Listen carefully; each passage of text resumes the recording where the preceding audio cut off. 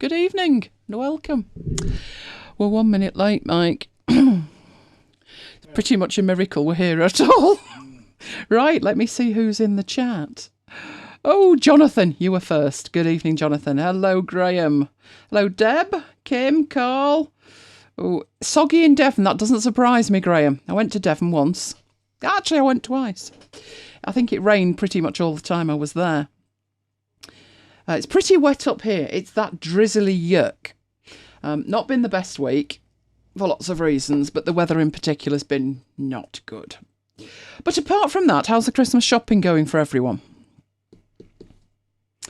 How's mine going? Could be more expensive, let's put it at that. It could be fractionally more expensive. I haven't gone through my checklist. You know what this means, don't you?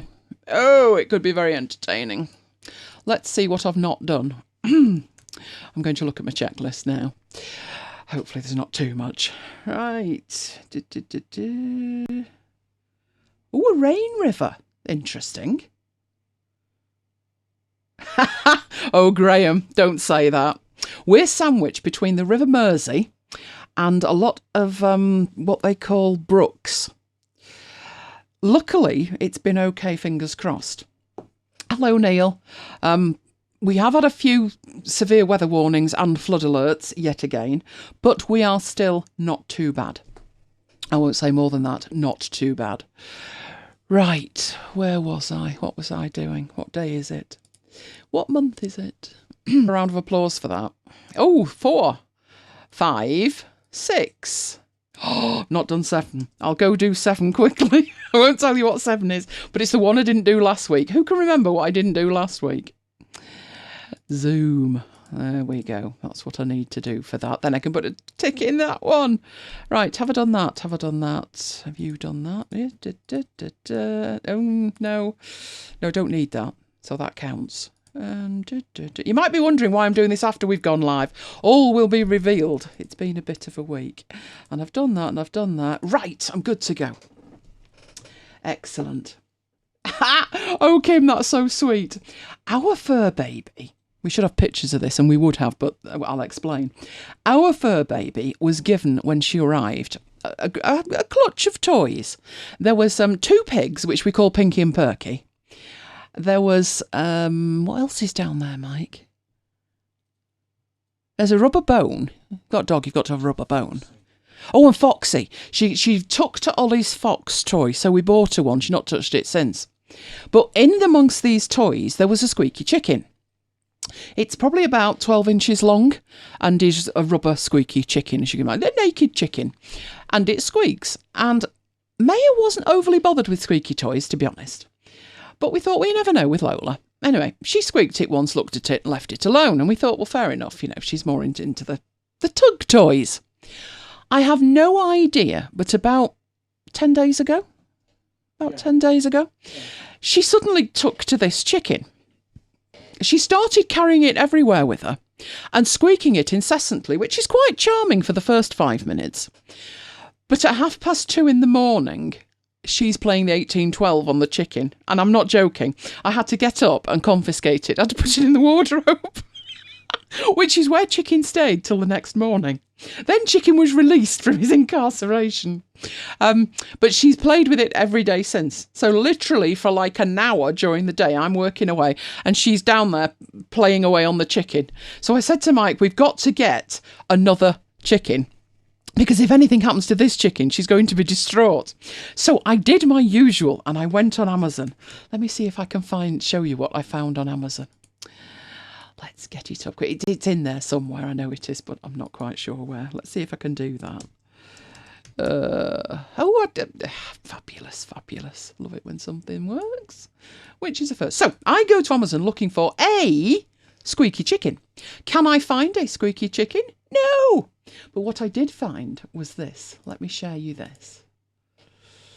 You'll laugh your little socks off.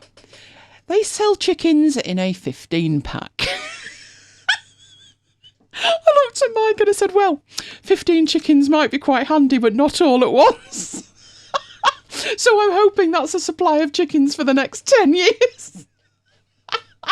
Now, actually, the chicken she's got doesn't quite look like that. So I think we might still need a replica of the chicken that she has.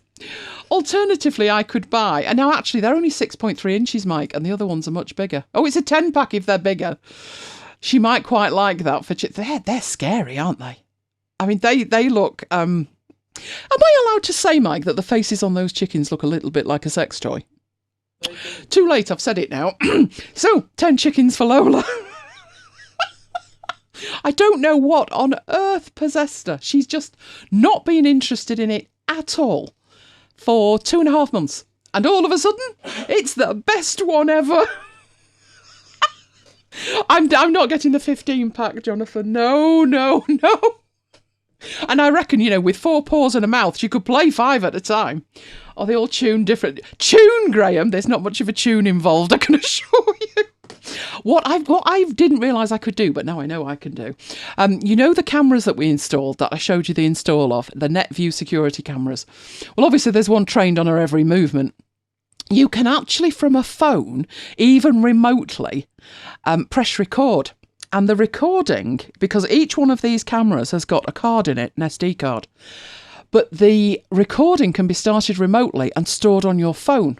So if you get a notification, like motion detection, that there's somebody in the house and you want a local recording of it, you just tap record.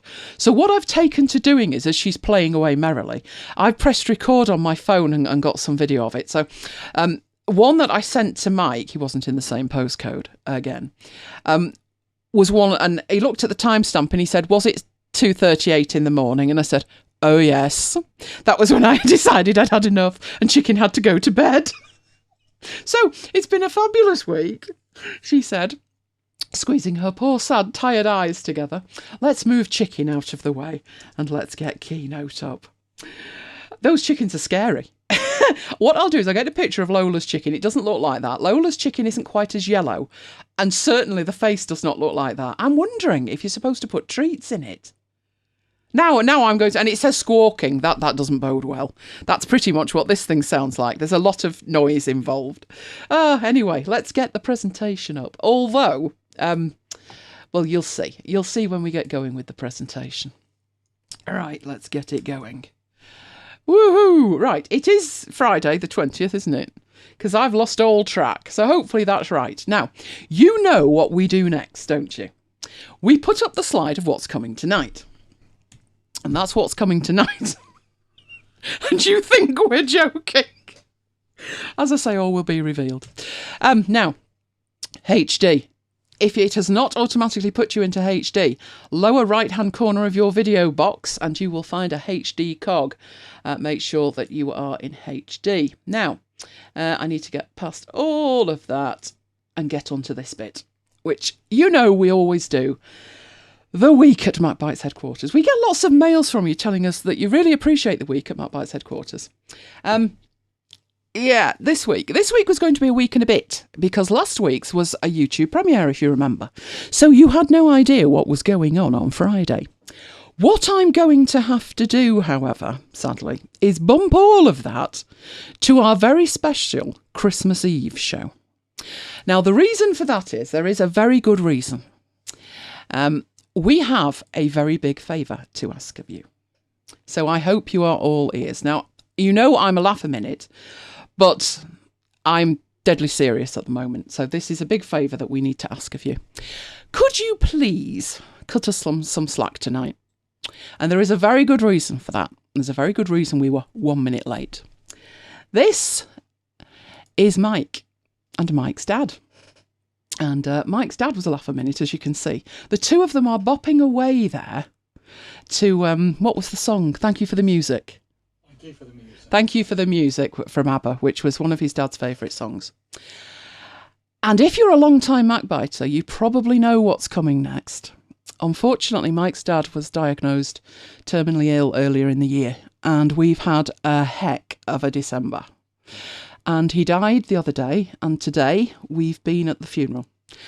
And we literally walked back in from the funeral at 10 to 9. And we sat and looked at each other and said, well, what do we do now? So I said, it's too late to cancel it. And his dad was an actor. And as I'm sure you have all heard, what do actors say? Actors say the show must go on. So in Tony's honour, the show is going on tonight. But as I say, we are a little underprepared, is how I would describe it. Now, Mike and his Excel part, fabulous. My bits, well, so what we thought we'd do is, we will go on with the show. I do have some bits that I have prepared, and Mike has his Excel bit, and I'm going to wing some stuff in Affinity Designer. But what would really help us is if you ask lots of questions, because then we can address those questions and I can do demos based on those questions. So that is your task for tonight. But let's get on and do some stuff about behind the scenes. I'm sure you guys would have understood, but show must go on, mustn't it? He wouldn't have been impressed, would he, as an actor, if we'd have said, no, we're not going to do that. And as I say, long-term MacBiters would know that this is not the first time, is it? But it's going to be one of the last, honestly. It has happened before. We're running out of parents. We're running out of parents now, because it happened with my dad, then it happened with Maya, then it happened with Mum, and each one of these we did a little eulogy in MacBites, and the show carried on. Today was looking a little bit hairy scary at about 7 o'clock. The food was late, so I said to Mike, it's all right, I'll cancel it. I got onto my phone and I had 3 different YouTube apps, and I thought, well, what I'll do is I'll take the public, starting at 9 o'clock, I'll make it private and I'll send a mail. Trust me, it was easier to carry on. There was no way to mark an upcoming live as private.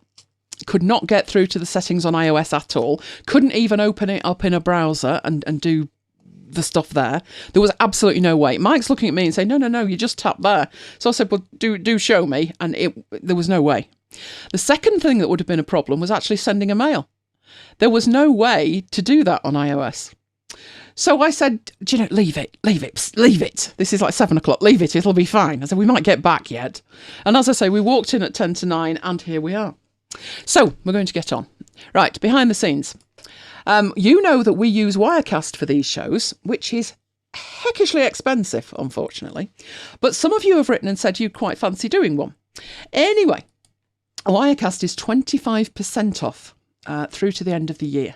The last time they did a sale, it was the Black Friday sale. I think the sale was exactly the same, 25% off. Now, there's 3 different versions of Wirecast. The one that we use is Wirecast Pro, but you could probably get away with Studio, which is considerably cheaper.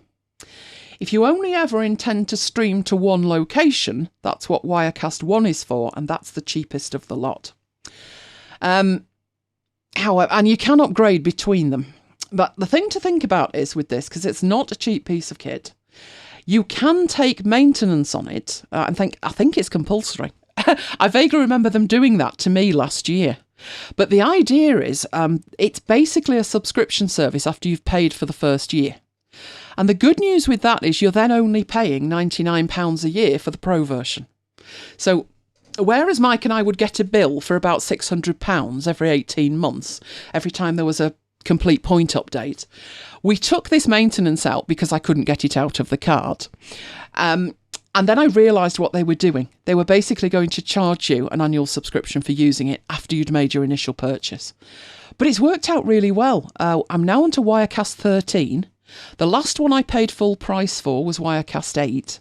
So all of those versions have been included free of charge, and we've only paid the £99 subscription once. So if you are seriously into live streaming, that's definitely worth a look at. Right, the next thing to think about. I was asked about the Hindenburg trial. Now, Hindenburg, if you remember, was the audio editor, my audio editor of choice. I've used them all. I started off in GarageBand. I've used, what was that one on Windows called? Goldwave. Goldwave on Windows, which is a great app. I've also used GarageBand, Logic, Audition, Soundtrack Pro was fab. But Hindenburg is by far the best, and I'm going to caveat that, if what you're editing is spoken word. It can edit any audio, but it's not the kind of audio editor that is intended for sort of drum sequencing. It really excels with the spoken word. Anyway, we talked about it in relation to the trial version. Now, you can see that I got this. I must have started my trial. Not that long ago. Only a year ago. About a year ago on the 18th of December. And I got that mail in January, and it says your 30-day trial ends today. And I was fully aware that my trial ended. What I'd been hoping for was a Black Friday deal or a Christmas sale. That's why I started the trial middle of December. There was no Black Friday deal and there was no Christmas deal. So when I got this mail, at the bottom of it, it said, you need a little bit more time. And I thought that was a really good idea of them. So straight away they're saying, do you need more time? It's no problem. We're going to gift you another trial, which is I want to be sure trial. And it was another 30 days. So I clicked on the button that said, I want to use Journalist Pro. So that's Hindenburg Journalist Pro for another 30 days. Now, what I didn't know when I took that trial on the 17th of January, this is the second 30-day trial, was that they have an annual sale on the 15th of February. And it's International Radio Day. So by doing that and getting another 30-day trial, I was able to take advantage of the sale that was in February. And Mike did the same. I said, this will blow you away. So he got his as well. Now, I think he bought the journalist one first and then used the sale to upgrade to Pro. Pro is the one that has more audio options in it when it comes to fixing audio. So, for instance, I did a show once. I was doing some training. It was a course. And I had a cold. And I thought, well, look, I've got a deadline, so I've got to carry on, cold or not. And when you listen to the things that were before I'd got the cold and the things when I had the cold, they didn't match. If you'd only heard either or, it wouldn't have mattered. But obviously, being part of a course, it mattered. And what Hindenburg enabled me to do was plug in one of the audio files when I didn't have a cold and map my voice. Then plug in one of the files from when I had a cold and say, make it sound like the one when I didn't have a cold. And it did. So it's heckishly expensive, as you can see, $375. It's a one-off purchase. There is no subscription with it. To me, it's worth it for things like that. But my case might be slightly different. In terms of the audio editing, the actual editing part of it, if you never need to do anything like that, then the journalist one will do at $95, which is still, I understand, a heck of a price. But if you are editing audio professionally, trust me, it's worth every penny. It is worth every penny. So I promised I would dig out the email to see how long the extra trial was and how it all worked. And that is how it all works. Now, I haven't actually seen, because I know the person who was keenest on this, I think was Pete. And I haven't seen Pete say hello tonight, but I'm sure Pete will be watching the replay. So that's how it all works. Right, next thing. Who's seen what Pixelmator Pro have done this week?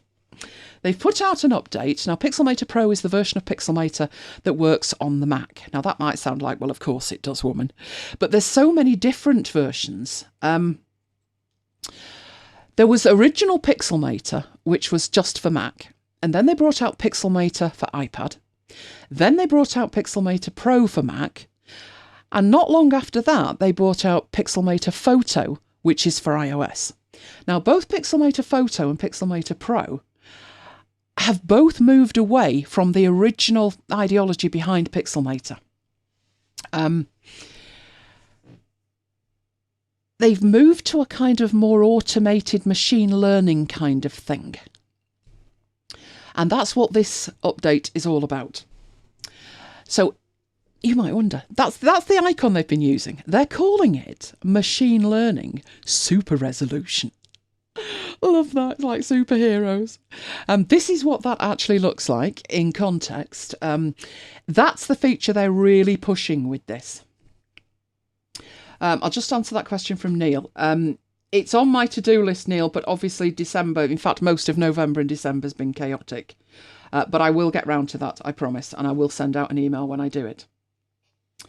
Right. So the feature that they're really pushing is the super resolution, but you can see there's also denoise, fully supports Catalina, and they've got CMYK proofing as well. So I thought when I read that, ooh. Now there's been lots of plugins over the years, particularly for Photoshop, to enable stuff like that to be done. How good they are, they're very, very variable. There were even standalone products to do this. Oh, I wish they could hear that, but I know my microphone won't pick it up. Lola's on the chicken. If you hear any squeaking, she's found the bird. Shall I open the door? You still won't hear it on my microphone. It's honed to within an inch of its life. But on the odd occasion, you might hear some squeaking. Lola's on the bird. Right, what was I saying? Oh, yes, these apps. Some of them were heckishly expensive and standalone products. Can't for the life of me remember the name now. Graham might remember. And again, it was very variable. So I must admit, I didn't bother with them. But this week, I had the need to use that icon. Now, the icon that you're looking at there is an original icon. It's 128 pixels. So when you're looking for icons, sometimes you find the perfect icon, but it's really tiny. If I were to use that on the Mac, it would scale it up to 512, but it would probably look bad. So it's happened to me before, and what I would tend to do as I look at that is I'll redo it. That's the kind of icon I'm looking for. If you're wondering what I was using that for, let me fill you in. I had an audio folder full of audio files that went back to the days when I was using Logic Pro. And when I was using Logic Pro, I had a beautiful folder icon. It was black like that, and it said Logic Pro in the corner with a little Apple logo on it. And I looked at this icon and I thought, well, I don't use that anymore, so I need another one.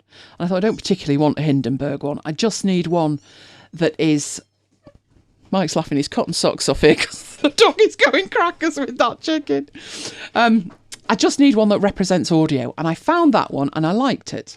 But this is what happens to it when it's scaled up. And it pixelates like crazy, particularly around circular edges. So anything that's not straight probably pixelates even more.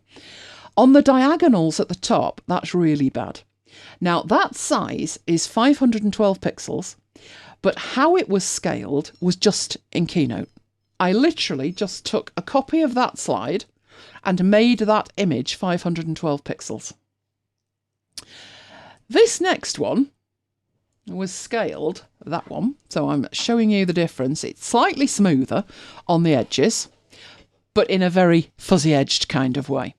That one, do you change the folder icon? How do you do that? Oh, Jonathan, I will show you that in a second. Right. Answer to the question being, yes, I do, and it's really simple. There's a convoluted way of doing it, and there's a really simple way of doing it. So that one was scaled in the old version of Pixelmator Pro. So as I say, it's slightly better, but only better in terms of it's just fuzzier.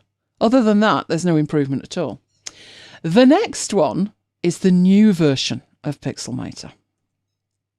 Huge difference. I mean, it's not perfect, but by comparison to that, it's way better.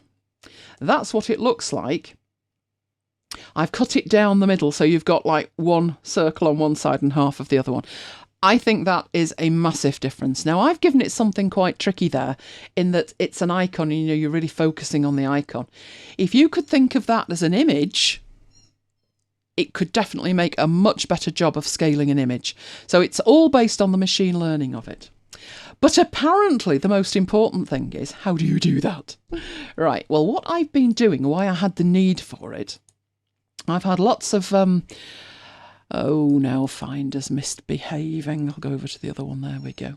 What I've been doing while we've been sorting things out with everything that needed doing, is I put a new hard drive in. Now, this is my videos drive. So I had my videos drive, there it is, Video 01.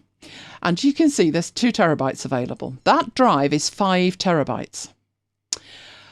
I'm switching it to an 8 terabyte drive. So what I needed to do was plug in a new blank drive, format it correctly, and then transfer those files across. And then I needed to do it to the next drive, which is the backup drive, which is that one. Now, the job's done, so I'll go into this original here. This was the icon I had. There you go. Let's get that in the middle. So it said Logic Studio on it. Beautiful icon. Love that. But obviously, wrong icon. This one, I actually demonstrated that in one of my sessions, and I obviously have no idea which one. It would have been Affinity Designer, but I don't know which particular Affinity Designer I did. But I designed that icon. So, point being, you can design your icon. Jonathan's getting excited about all these things. I'll show you that as well. We'll go back in and I'll show you that. So you can create your own icons, or you can go and find icons. Now, there are a lot of icons to be had, and most of them are free. So the first thing I did was put in audio folder icon, I do believe, which brought up that, and there's the one that I liked instantly at the top. So I clicked on that and went through to icon archive. And there's the oh, that one's 256. Oh, I must have gone to a different one. I must have done. That should be twice as good. That should be twice as good, shouldn't it? Let's have a look. Because the one I got offered was 128. Ah, there you go. That is 128.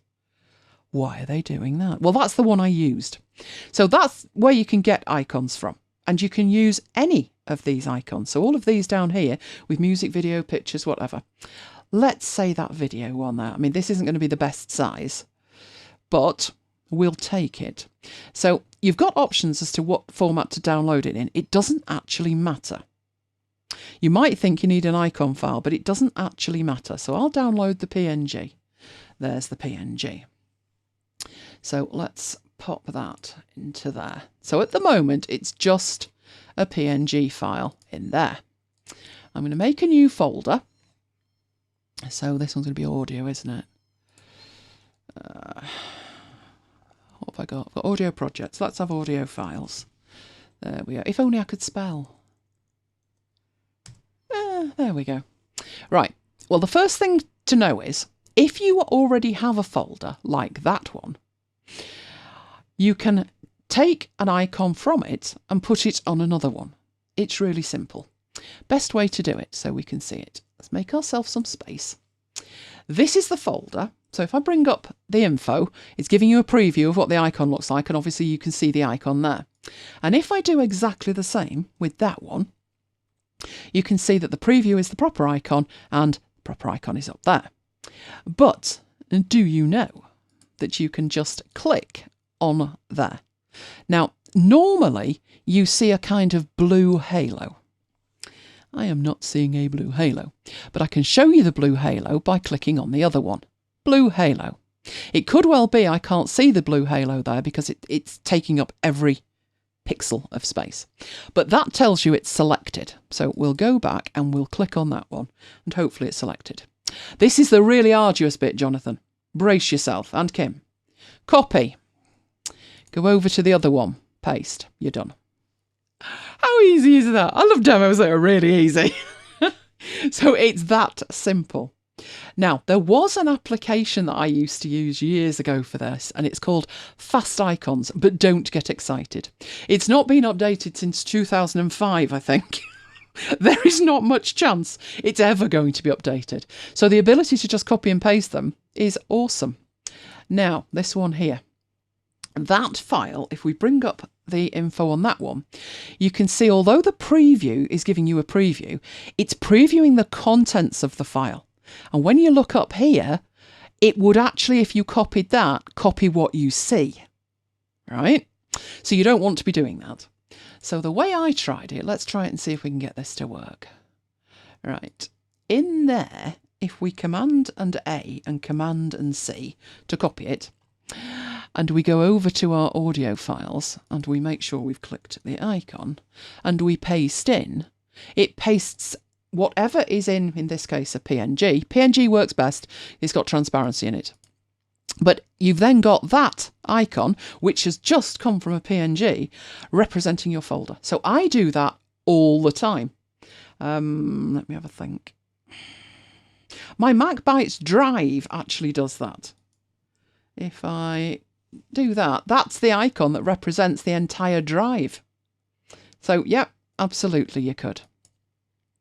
It's amazing the things you can do with it. And what I like about it is it happens at system level. There were a good few years ago, I remember leopard and snow leopard. There was every time you turn round, there was another application to let you pimp your system. And it was nice, but it relied on that application. And as the application didn't get updated and Apple updated the operating system, stuff started breaking. So the fact that this happens at system level makes it perfect to use. Yep, all your parasorting is going to be beautiful. Even if you just colour code it. But one thing you can do, you can put numbers in it. You can put the letters in it. Numbers, letters and colour coding. Oh, the opportunities are endless. So this one here, this video production one, let me see if I can find it.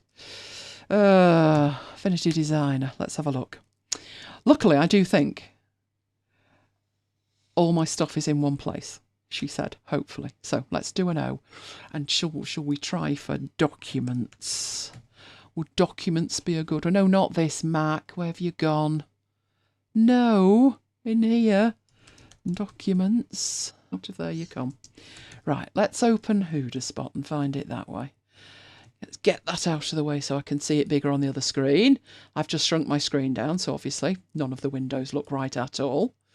Right, it definitely had the word icon in it, and I'm pretty confident it had the word document in it. And it was an Affinity Designer file. Oh, I love it when I do that. Not the right colour, but we're getting there. And that's not right either. Documents drive. Oh, was it that one? It wasn't documents, was it? I'm lying to myself. Why did nobody say anything? It was video. It was icon video, wasn't it? Oh, no, I'm going to have to do a content type. Oh, would this make any sense if I showed you this? I'll bring it on, although the screen's pretty massive. Oh, dear me. Right, I'm looking for icon, I'm looking for video, and the file extension is Affinity Designer, which is not that one. It's that one.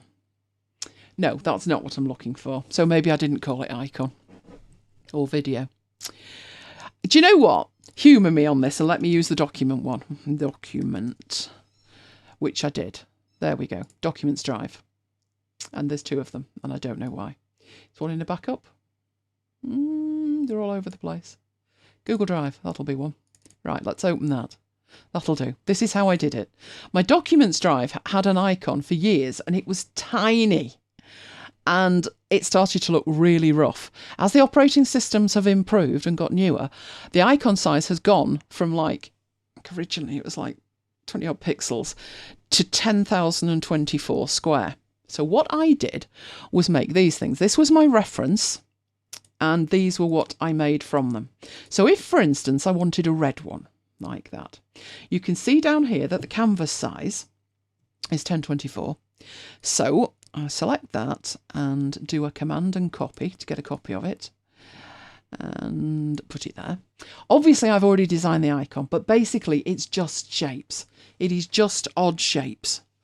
It's got a green background, and then it's got the document icon on the top. In fact, for those Affinity Designer experts amongst us, you may notice that's a symbol. So if I show you that symbol, document symbol, beauty of that is if I decide to change it, it'll update all the icons. But basically, I have a background. It's got a slight gradient on it, I do believe. Right, so what I want to do is to make that red. I want a red one. And I could go for lurid red, or I could go for a deeper red. So let's have it going lighter at the top. And click down there to get that one. Take it across for red and take it down at the bottom. Don't particularly want it sort of that dark at the bottom. Just enough of a gradient. It's an icon, you know. You don't need it that much. Just a little bit. So there we go. So now I've got that one, which says document green, which is not good. So I will make that say red. I will make that up there say red. And I have another icon. And obviously I could do that. I would make an icon set of them.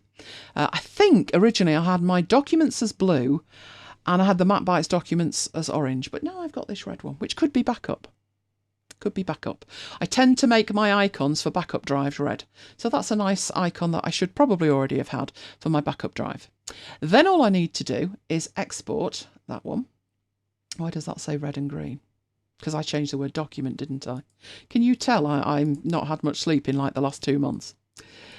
Let's go back and sort that out. That was the word document, woman. Document. Don't spell it wrong as well. Right, red. Awesome. Right, because the name of it there affects the export name.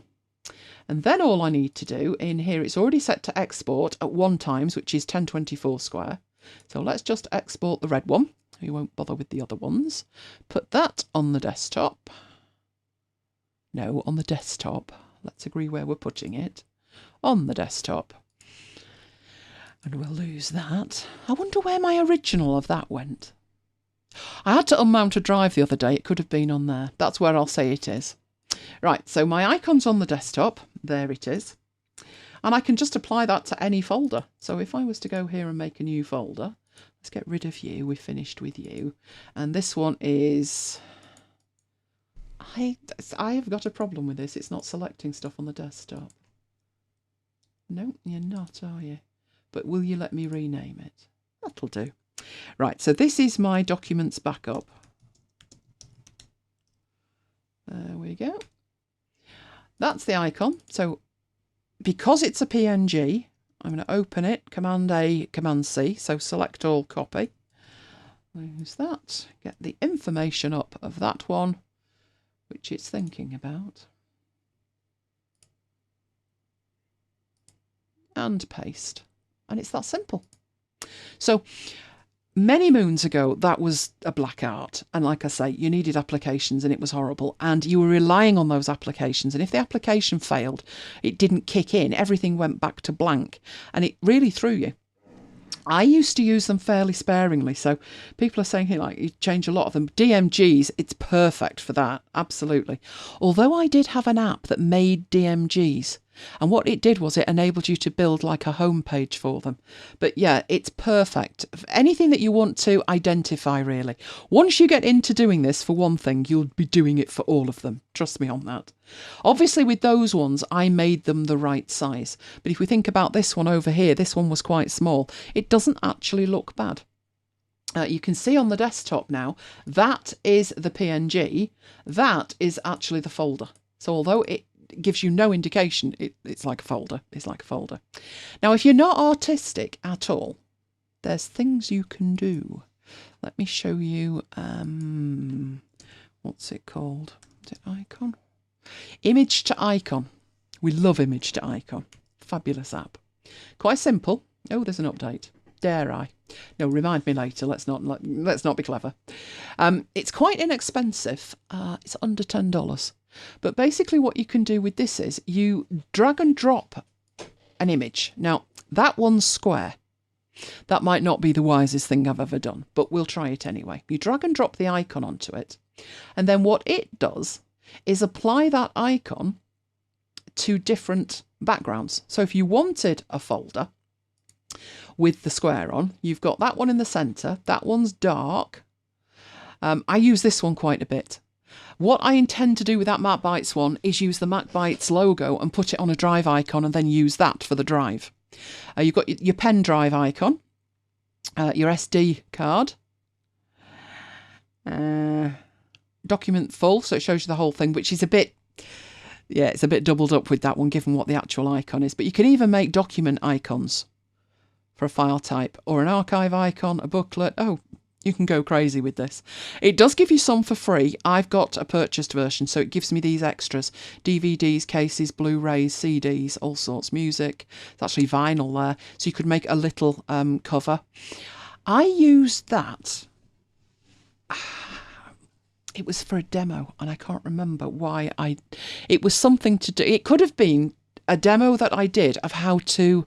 Do you remember when we took the USB turntable up to the local meeting? I was showing people how you could digitize vinyl, and I had a presentation, and basically I wanted an image that was like something custom in the cover with that, and that was enough, because when you export it from here, so let's export it as just a PNG. Stick it on the desktop. That'll do. Oh, we've got another one, so I'll call it something else. Cover art, that'll do. What you end up with is quite large and quite usable. I have weird stuff happening, but that's what that actually looks like. So I used it not as an icon. Look at the size of it. I used it in a presentation. So you've got to think beyond even just an icon. You can take what is ostensibly an icon, run it through this application and end up with a piece of artwork that's absolutely perfect for a presentation that you're making without doing weirdness with it or having to make do, or worse still, having to create the whole thing from scratch. So there's a film frame, there's Christmas bauble, floppy disks, if anybody's old enough to remember that. Sadly I am, so let's move on. You could even put in a square icon like I've done and get the perfect iOS rounding or Android rounding on it. So rather than sort of use, you can use an icon on your website, and you can have on your website more than one fav icon, which is the icon. If somebody saves your website to their homepage on their phone, that's what they see. So you can actually use the right one, so it looks perfect on their phone. And there's iMessage stuff. Oh, there's all sorts in here. Look at them all. It's a very good app, that. I don't think I've ever used the cartridge ones. I've used the Polaroid and the stamp one. Use that as well. And the V-card's quite cool. So that's just something else that you can do with icons. Now, you see, this, Jonathan, never mind apologising, this is exactly what I needed tonight. I needed you to ask me questions. You can with the Android, and what I tend to do with the Android and iOS ones before I got this was like take an icon and then scale it up and try and make it as near that as possible, but that does it perfectly for you. And of course, if the rules changed, Apple do human interface guidelines, and so do Google for Android. If that changes, this app gets updated, and then you just run your images through it again. So it's a very, very good app, that. It's called Image to Icon. You can either get it through the App Store or direct from the app developer. And I'm frantically trying to remember who it is, but I'm sure Mike will be able to find that. And there we go, Image to Icon website. So at least I can tell you that. Let's have a look there. Oh, free on the Mac App Store. Good grief, I found you a freebie. Oh, right. I haven't got round to writing today's email for obvious reasons, if you were with us from the beginning. But that might feature in today's email. It would save me a lot of problems, that. Shiny Frog. Post the link now, but we'll send it out with tonight's, because I have got a little extra as well. So we'll do that as well. Oh, it's on Setup. Excellent. I don't know why it says free on the Mac App Store. It didn't used to be free. Let's have a look. No, it's free. In-app purchase, our favourite in-app purchases. No, you'll see I've got both. It's offering me the download, but I have already actually got it installed. I think I've got it from them. Right, unlock everything for $9.99. Absolute bargain. There you go. It's one of those things that once you've got it, I bought it when I had the need for making like 10 icons, and then I didn't use it for a month. But then I thought, oh, hang on a minute. Now, obviously, you guys are at the start, like Kim was saying, oh, para. So you could be making lots of icons, you get lots of use out of it. But the more you use it, the more it will be in your mind to use it for things like presentations, as well as just icons. So a lovely, lovely little aside there. Shiny Frog did used to do Pixar. I used Pixar before I used PixSave.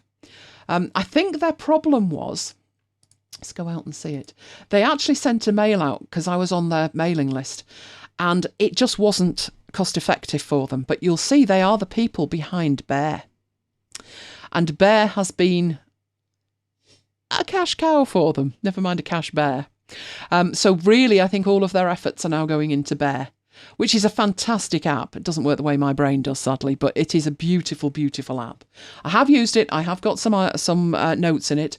My problem was the more notes I put in it, the less I could find anything. Setup's wonderful if you don't own any of the apps, but when you've been using a Mac as long as I have and you've got 99% of the apps, you know, it becomes less effective. I can see in the end, the more apps they get on board, I might even be tempted. The other thing that annoyed me was it's activated, so I want to use it on the Macs that I use. And because I'm a trainer, I've got a studio set up, I've got an office set up, I've got a portable computer. I need to work where I need to work, and there's only me, so I wish it was licensed to me, but theirs is activated by machine. But apart from that, even I would probably go for it. And it's definitely, if you've got 1 or 2 Macs, it's the most cost-effective way to go. Absolutely it is. And of course, what I do find useful with it, if you're not paying for it separate, you get Ulysses. And Ulysses is just fabulous. So, a lovely little aside on icons. Now, the next thing Jonathan had a question about, let's get rid of those, was back into the presentation, wasn't it? You were asking how I did that.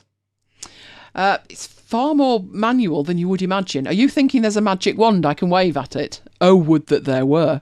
Right, I will come out of my presentation and show you how it was put together.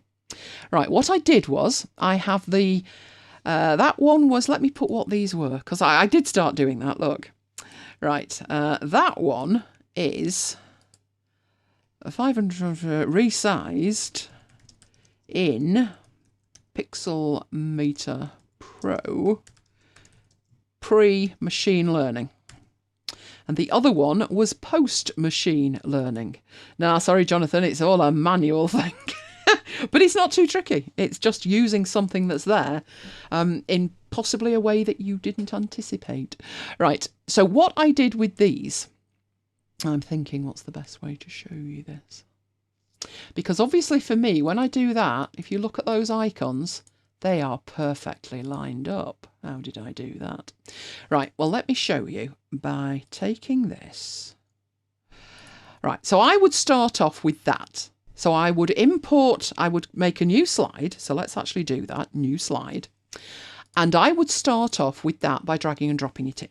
So just let me copy and paste it in. Right, so that put my icon in the middle. So I would use my yellow guides to put it in the middle.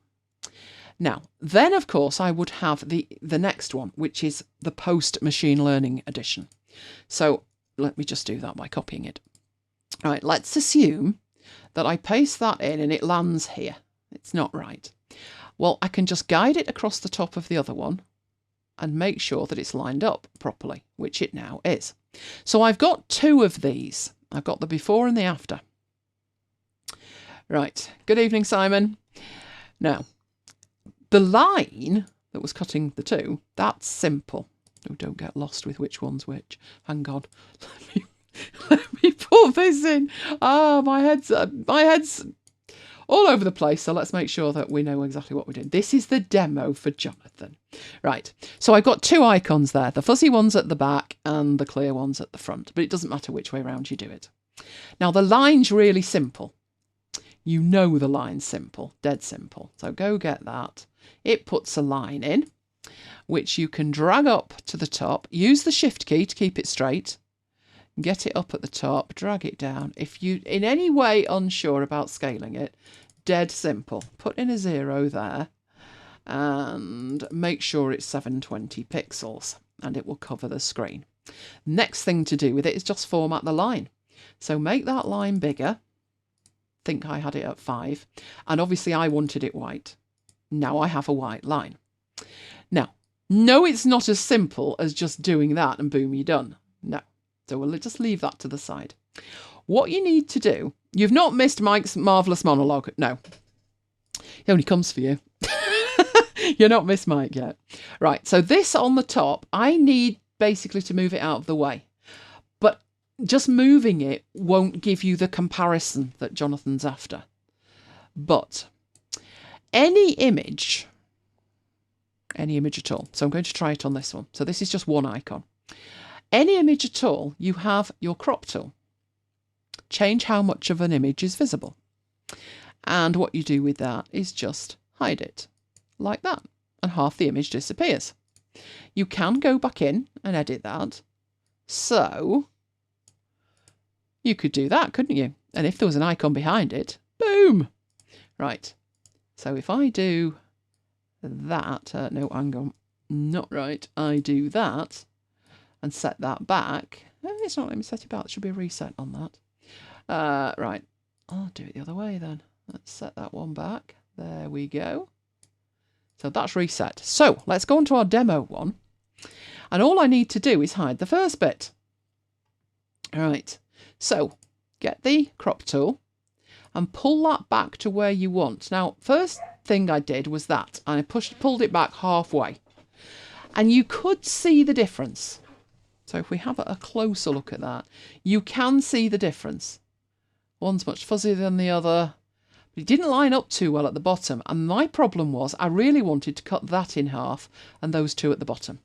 So back into the crop tool and just crop it back so it was between the two speakers at the bottom. And then click away. Let's have a look at it. There's a good comparison there. A very good comparison. But you'll notice that down here, the fuzziness was such that the comparison's there, obviously, and you can see it, but I thought it looks a little bit messy at the bottom. But I thought that's not a problem because I intend to show you where that join actually is, like that. And that's how you do it. So really it's a case of sometimes when you're working with applications, people will show you features. And that's how training used to be about 25 years ago. You'd go into any course and they were all the same. There's this feature and this feature and this feature and this feature. And you're like, yes, I know. But what can I do with them? And Mike will normally tell you, only he's disappeared because the dog's barking. Obviously, the chicken's moved. In joke, if you missed the beginning, she's got a chicken and she knows how to use it. Mike went on a course and it was one of his first programming courses. And the guy was supposed to be teaching them VB. And all he did was work through the help file, which was saying, there's this keyword. And this is an example of how to use it. And then he went on to another one. And there's this keyword. And this is an example of how to use it. And at lunchtime, he rang me and said, I'm dying, a slow death. Because all he knew was there's all these different functions and that's what each does. But he wasn't programming. He had no idea how to hook them all together. So with Keynote, you could sit through the Keynote training and you could say, oh, you can crop an image, lovely. But if you don't make that jump and that link between something that's useful for you, in this case, a comparison, and then be able to link into the feature that would enable you to do it, it makes life a whole lot more difficult. That's why most of my demos are practical demos. I don't sit down with this is bold and this is italic and this is underlined, because you know all that. It's sometimes just watching something and getting an idea from it that is all you need. So there you go. So I'm looking at the comments. Yep, you like it. Good. Excellent. If you ever see anything in my presentations and think, how was that done? Just ask. And I'm happy to show you. I do some weird stuff with it, but I live in Keynote. So it's not unusual for me. How is she? She wanted a wee. Oh. And then she wanted a treat. Oh, a treat. So she wanted a treat. Was she prepared to barter chicken for the treat? No, I didn't think so. Still downstairs. I'm going to get video of this and you're going to be subjected to it on Christmas Eve. We've just gone through this and I was explaining to them about that course that you went on. The VB course where the guy read the help book to you. It was a lovely course, Best that. course I've ever attended. You're lying, don't. You rang me and said I'm dying. Didn't that course get binned at lunchtime and they had to get a new trainer in? I think so. Yeah, it was that bad. There were complaints about it. So sometimes it's not enough to know what the thing does. You need to know how it hangs together and stuff. I do one, you may have noticed. We'll do that another day, but have you noticed where I do that scrolly thing? I think Jonathan mentioned it earlier. He got in touch and said that he'd done it in a presentation and everyone was like, wow, how did you do that? And that's such a simple one. In here, it's Magic Move. But yeah, I took the captures with Snagit and I use that one virtually every week. Right, okay, how many copies of this slide have we now got? About 27. Right, I'll go back into here and see where on earth I was up to. Oh, you're not working now, are you? I'm having a night with this computer. I think it's on strike. Right. I'm having a quick look at what I should be doing and skipping past it manfully to get to what I can do. Okay, let's have a look at some freebies.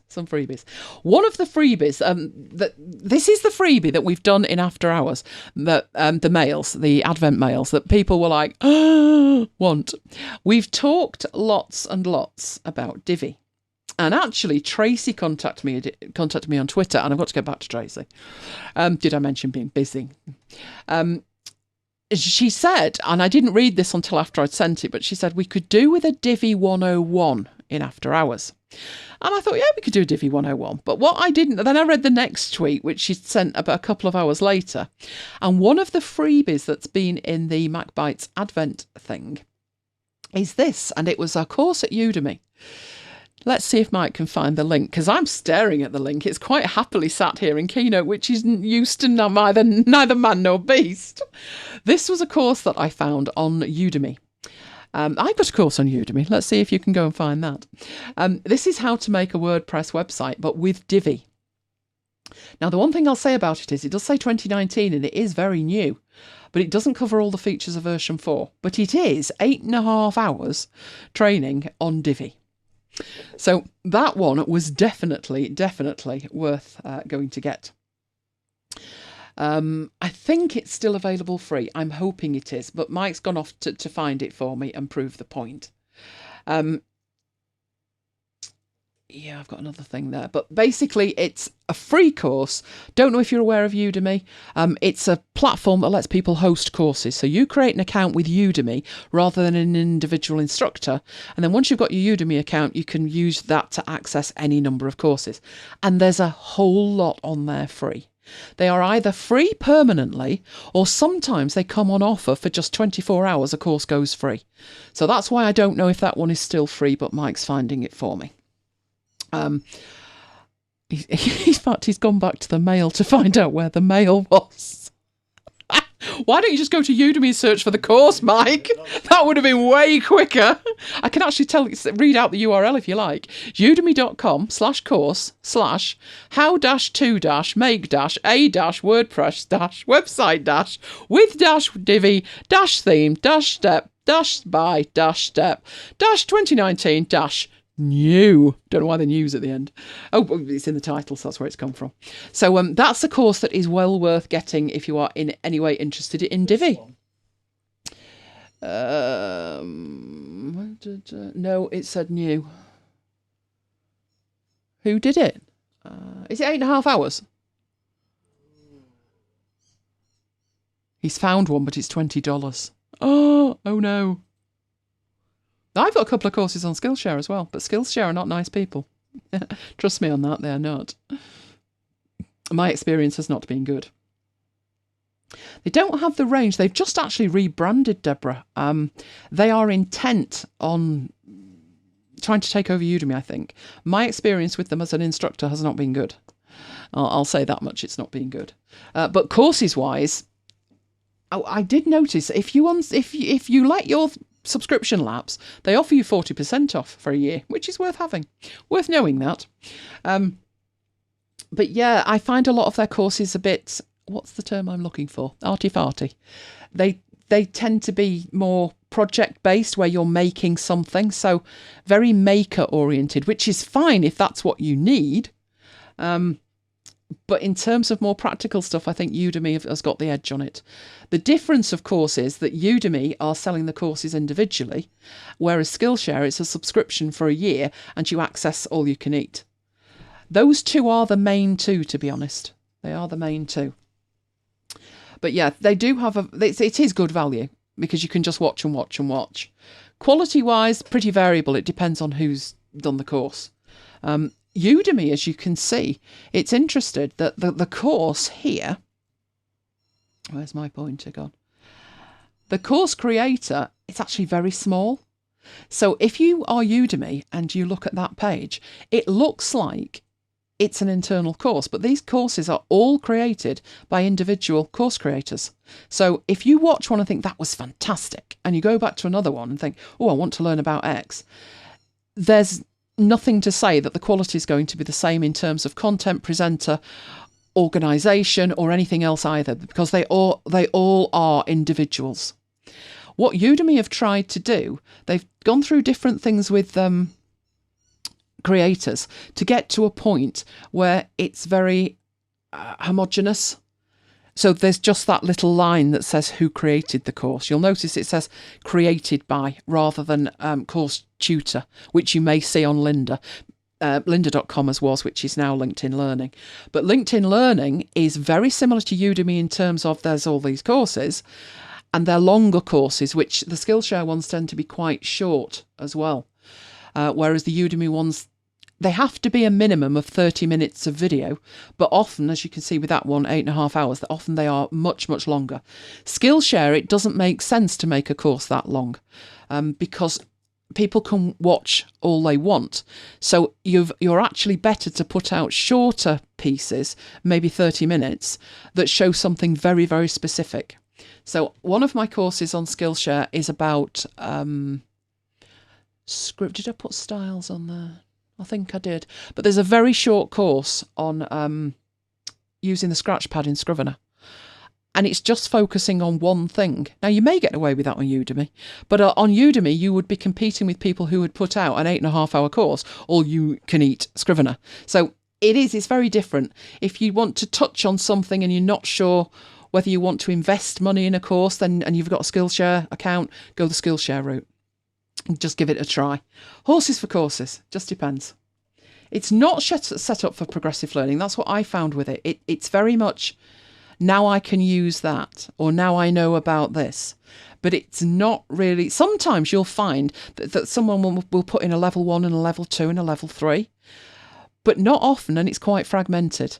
Whereas in Udemy, if you go for a longer course, 8.5 hours, you'll work through the entire course and you'll have a much broader knowledge at the end of it. But some people don't like courses that long. In fact, they have encouraged you to make shorter courses. I don't know which way people go. If I find a course and it's a good course, then I obviously want it to be longer. If I'm only interested in learning about one specific thing, then a short course is fine. It just depends. Just depends. I've seen courses on Udemy that promise you that they will teach you Excel dashboards in an hour. Trust me, that's not happening. They're maybe showing you 1% of Excel dashboards, maybe even less than that in an hour. I mean, Excel dashboards is something that could go on for weeks and weeks. Mike's been looking at Excel dashboards for years and still learns things. So it just depends.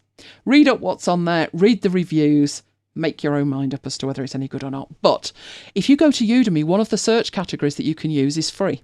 So you can certainly start off with all of the free courses, which is a jolly good idea. But that one is for Divi, which we will be looking at with a Divi 101 at some point in the new year. So I'll start off with, I'll implement the whole thing from scratch on a website. Now, we're in the freebie section, if you've lost track of where the heck we're up to, but I'm going to blow our own trumpet, which is, we've been running our MacBites Advent promotion, which we do every year, and we've been doing jolly well. Today's mail's going to be a smidgen late, but if you hear at the beginning, you know why. But there will be a mail, there will be a freebie in it, absolutely. So that's where you subscribe, and what you will get is every day you will get a mail. I did not do that. I did not touch that. What are you doing? Let's go back. That's it. That's where we were going. That's where we were heading. That's one of my perfect things, flows on our slide. Right, that's just an example of what you get. So that one was the day we talked about free stock images. And over the course of it, I've picked up other stock images. I've done video, found some music. So basically, it's anything that I can find, hopefully that's free. But sometimes it'll be a discount as well. There is a current promotion running, if anybody's interested and hasn't got it, on DevonThink. There is 25% off DevonThink. So if you missed the 25% off a while back, I think it was Black Friday, wasn't it? It's back on again for Winterfest. And that's the kind of thing that we put in there. Oh, you've found the link for that course. Excellent. Right, I'm going to attempt to hand over to Mike for Excel.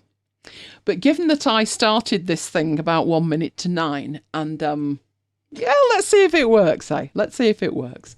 Let's come out of there, and I can definitely share his screen. Here's hoping we can hear him without the usual debacle with the audio. Otherwise, we're going to have to do something fabulous to make that work. Right, have you got your screen ready for sharing, Mike? I have. Oh, is that PowerPoint I see? It is. Oh, I can see PowerPoint. Right. So I've got. But I've spent the week with a Windows PC. You have actually, haven't you? Bless you. Right. Oh, that's good to know, Deborah. Went and got an Envato sub. Envato is very good. The quality is amazing. It's stunning. If you were to buy just 3 or 4 items in a year, it's worthwhile to have the subscription. And of course, you get access to all of their courses. If you're interested, Deborah, I've got 2 courses on there as well. See if you can find them. Pixelmator courses from a good couple of years back now. Right, hopefully, can you see what's going on, Mike? Can you see if you're sharing your own screen? Fabulous. You can see him. Now let's get to see if you can hear him. So I'm about to turn his audio on, and I will turn mine off. Let us know when you can hear him, and then when he's finished spouting rubbish for 30 seconds, so for the stream to catch up, then we'll be over to him. So let's get him turned on. Do you want to say hello? Hello. I'm not liking that, Mike. I am not liking that at all. Not seeing a thing. No. Hang on, which one are we? Plugged in. Hang on. Ooh! Try now. We had a little lamb. Fleece was white as snow. Not looking good. We have had a problem with the audio. And we've fixed it, and then it broke again, and now it's not looking good again. I've got all these cables plugged in. Have you got the right one plugged in? There's only one. You might only have one. Yeah, but it's not the black one, is it? It's the yellow one. Oh. Somebody has plugged the wrong cable in. This would explain why you are not hearing him. Hang on a moment. You know when you said, is it the black cable? Yeah, I meant yellow. Yeah. Been one of those days. It has been one of those days. It really has been one of those days. Right, that's looking much better. Mary had a little lamb. His fleece was white as snow. Can you hear me? I can see that you're bouncing. Right. You look good to me. I can't tell you what you sound like, but everybody will tell you it sounds fabulous. I'm sure they will. Eventually. When they catch up with you. Right. So they can see you. They can hear you. We hope. Fingers crossed. Where you go. Yes, I can hear me now. Right. Thank you. In that case, we will crack on. Thank you, everybody, for the messages of condolence as well. All right. What I'm going to look at today is importing data from databases into Excel. But I'm going to start with a little history lesson. So if you think back to when websites first started, traditional websites, mid-1990s, think back to the Quire site. Oh no! Pity we haven't got any screenshots of that. I'm sure I can report one from the Wayback The Wayback Machine, yes. Anyway, traditional websites were just made up of a set of HTML pages, static pages. And then as things progressed on, mid-90s, we have active websites where information was stored in databases. It might be an Access database, it might be an SQL Server database, lots of other types of databases. And as an example, we might store episode details in there, title, date, duration. We might store details of people who've signed up to our mailing lists in there. And to get that information displayed on a web page, you would make the web page an ASP page, an active server page, and you'd write some VB script in there. And that VB script would pull the data from the database and display it on the web page. You could also create forms on the web page and have VB script code that would take that data the other way into the database. So typical example might be a sign-up form where you're collecting email addresses. But you might also want to get that data into the database via a web page. So typically you'd create a web page, you'd have it sitting on the server, you'd protect it to make sure that only you and appropriate people had access to it. And again, there'd be a form on that web page for inputting the data. So if we wanted to store details of MacBites episodes, put them in that database, we need some way of inputting that data. Now, we could do it directly into the database, but more than likely, we do it through a web page which has, again, VB script code in it, which says take the data from this form and add it as a new record. So that's a typical website, and we have several of those websites running with active server pages. We've done a lot of talking about WordPress over the last few weeks, and with WordPress, everything is stored in a database. So the settings table, so everything to do with that particular website is stored in a database, including the settings and configuration, the actual posts, details of the users, and more. So when you go to a WordPress page, when you go to a page on a WordPress hosted site, they're all PHP pages. And I'm getting distracted by Lola's squeaky chicken again. You may not be able to pick this up, but my ears can. Yes, my ears can certainly hear it. We should take a recorder out there, record it, right, I'll go do it, and then play it back later. Yes, PHP pages. So if you were displaying a post or a page from a WordPress site, all that information is being pulled from a database. If you publish a post, whether you do it from WordPress backend, whether you do it from something like Mars Edit or Ulysses, or whatever application you use, that information is stored as a record in the posts table. So the title of the post, the date of the post, the author, the category, and the actual content itself. Now, if you've got images in that post, the images aren't stored in the database. The images are stored on the web server, but there'll be a reference to that particular image within the content field of that record. If you install any add-ins, and I'm going to show you an add-in in this demo, if you install any add-ins, then very often those add-ins store data in the database. So as part of the installation of the add-in, it creates a table in the database. So there is one database per website. There'll be a set of standard tables in there which are created when WordPress is installed, but any add-ins are often create additional tables. And very often what you'd want to do is you'd want to take the data from the database and import it into Excel for a whole bunch of reasons, which I'm going to go on to shortly. The database that is used within WordPress is MySQL. And I actually found out this week when I was doing a little bit of reading up on it that the My of SQL is named after the daughter of the person who created it. And this person also created another database. I think it's called MariaDB, and that's named after his other daughter. There's a useless piece of information for you, found on Wikipedia. Anyway, what I'm going to do is I'm going to go through the process of connecting the database to Excel, but I'm going to do it through a series of screenshots.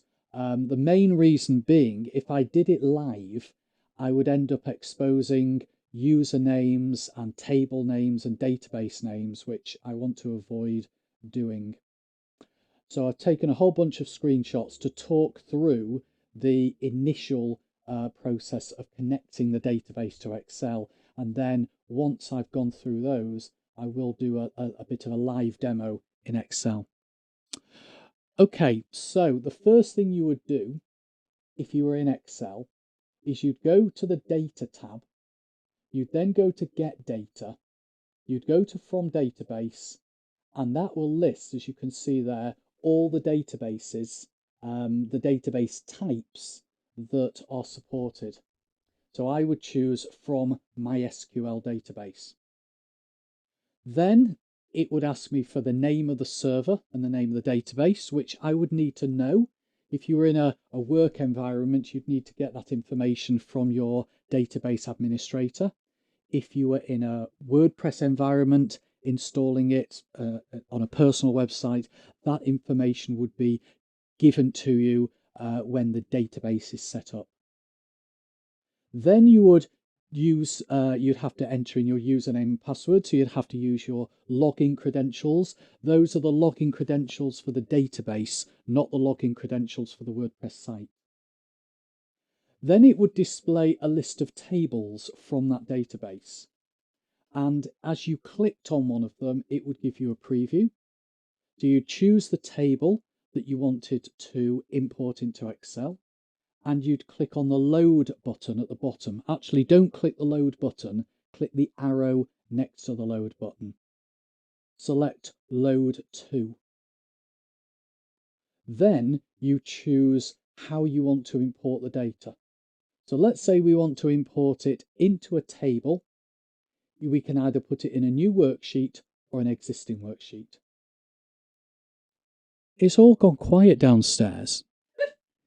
She's disemboweled the chicken. Maybe talking about importing SQL data into Excel is a good way to send her to sleep. Anyway, you click on OK, and that then imports the data. And what it does is it imports it as a table. What it also does is it displays a queries panel on the right-hand side, and that queries panel will display the name of the query. When you do the import, so when you do the process I've just talked through, you end up with a query. And a query really is just a set of instructions that tells Excel where the data is coming from and how to import it. And if you right click on the name of that query, you get a whole load of options on a menu. And you can, one of the options you can choose is rename. So that's actually doing the import. I've done an import, and I've actually done an import into one Excel file, but I've done it from 2 different websites. So, oh no, she's still awake with the chicken. So this is now live data. This is the details of all the MacBites posts. Don't think there's nothing confidential on here. There's nothing that you couldn't actually see. And here also is the MacBites comments. So again, these are comments again that are public on the MacBites website. So this information is stored in one table, and this information is stored in another table. They're both in tables in Excel, and they're also in tables in the database. And then I've pulled data from another website, our Munich, Manchester United Munich air crash tribute site that we talked about quite a while ago in the early days of After Hours. But on our website, munich58.co.uk, we have a digital tribute book where people can leave messages of condolence regarding the people who were killed in the Munich air crash. And I pulled this information out and put it into a table. So what am I going to do with the data now it's in there? Well, if I go back to the MacBites posts table, and I go to the data tab and I go to queries and connections, it shows me all the queries that are in this file. And I've renamed all 3 of them just to give them more meaningful names. If I right click on the posts table and click on edit, that takes me into what's called the Power Query Editor. And this shows me the underlying data. Now, one of the things I want to do is I want to remove quite a few of these columns.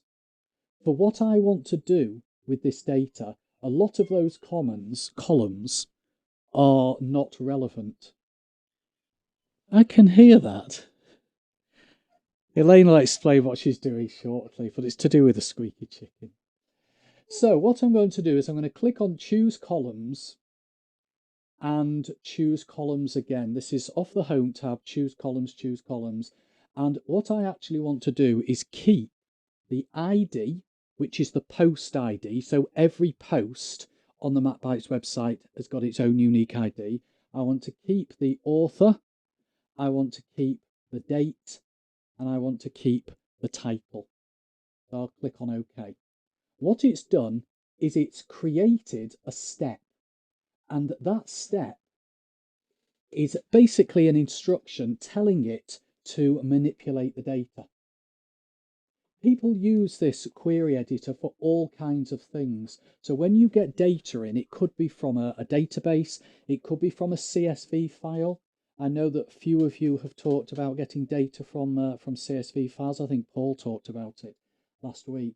And you often want to manipulate that data so it can be used, because very often when you get data from an external source, it's not really in the appropriate format, and you have to spend time transforming it, cleaning it, and the query editor provides you with a quick way to do it.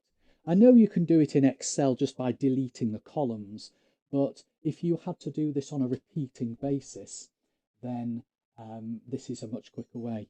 Another thing I want to do is I want to filter.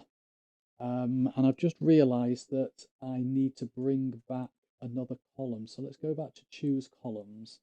I also want to include the post status and post status, and there was another one I want to include, post type. The reason I want to include those is because I need to filter on them. Where's post type gone? Let's bring, I thought I'd pick that one. Oh, I hadn't. Okay. There we go. So the post type, I only want to include the actual posts. And I also only want to include those posts that are published. And even further, I'm only interested in the posts that are show notes. So for that, I can do another filter where I can say it begins with MacBites episode and click on OK. And I'll also sort this list into ascending order. So once I've done all that, I will close the query editor and keep the changes.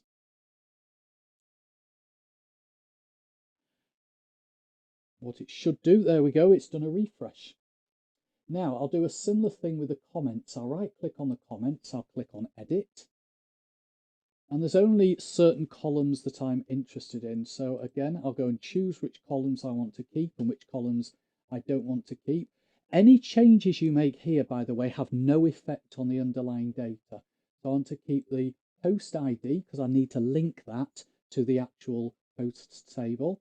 I want to keep the comment date, and I want to keep the actual comment content. Is that going to tick? There we go. And once I've done that, I will close the query editor down there.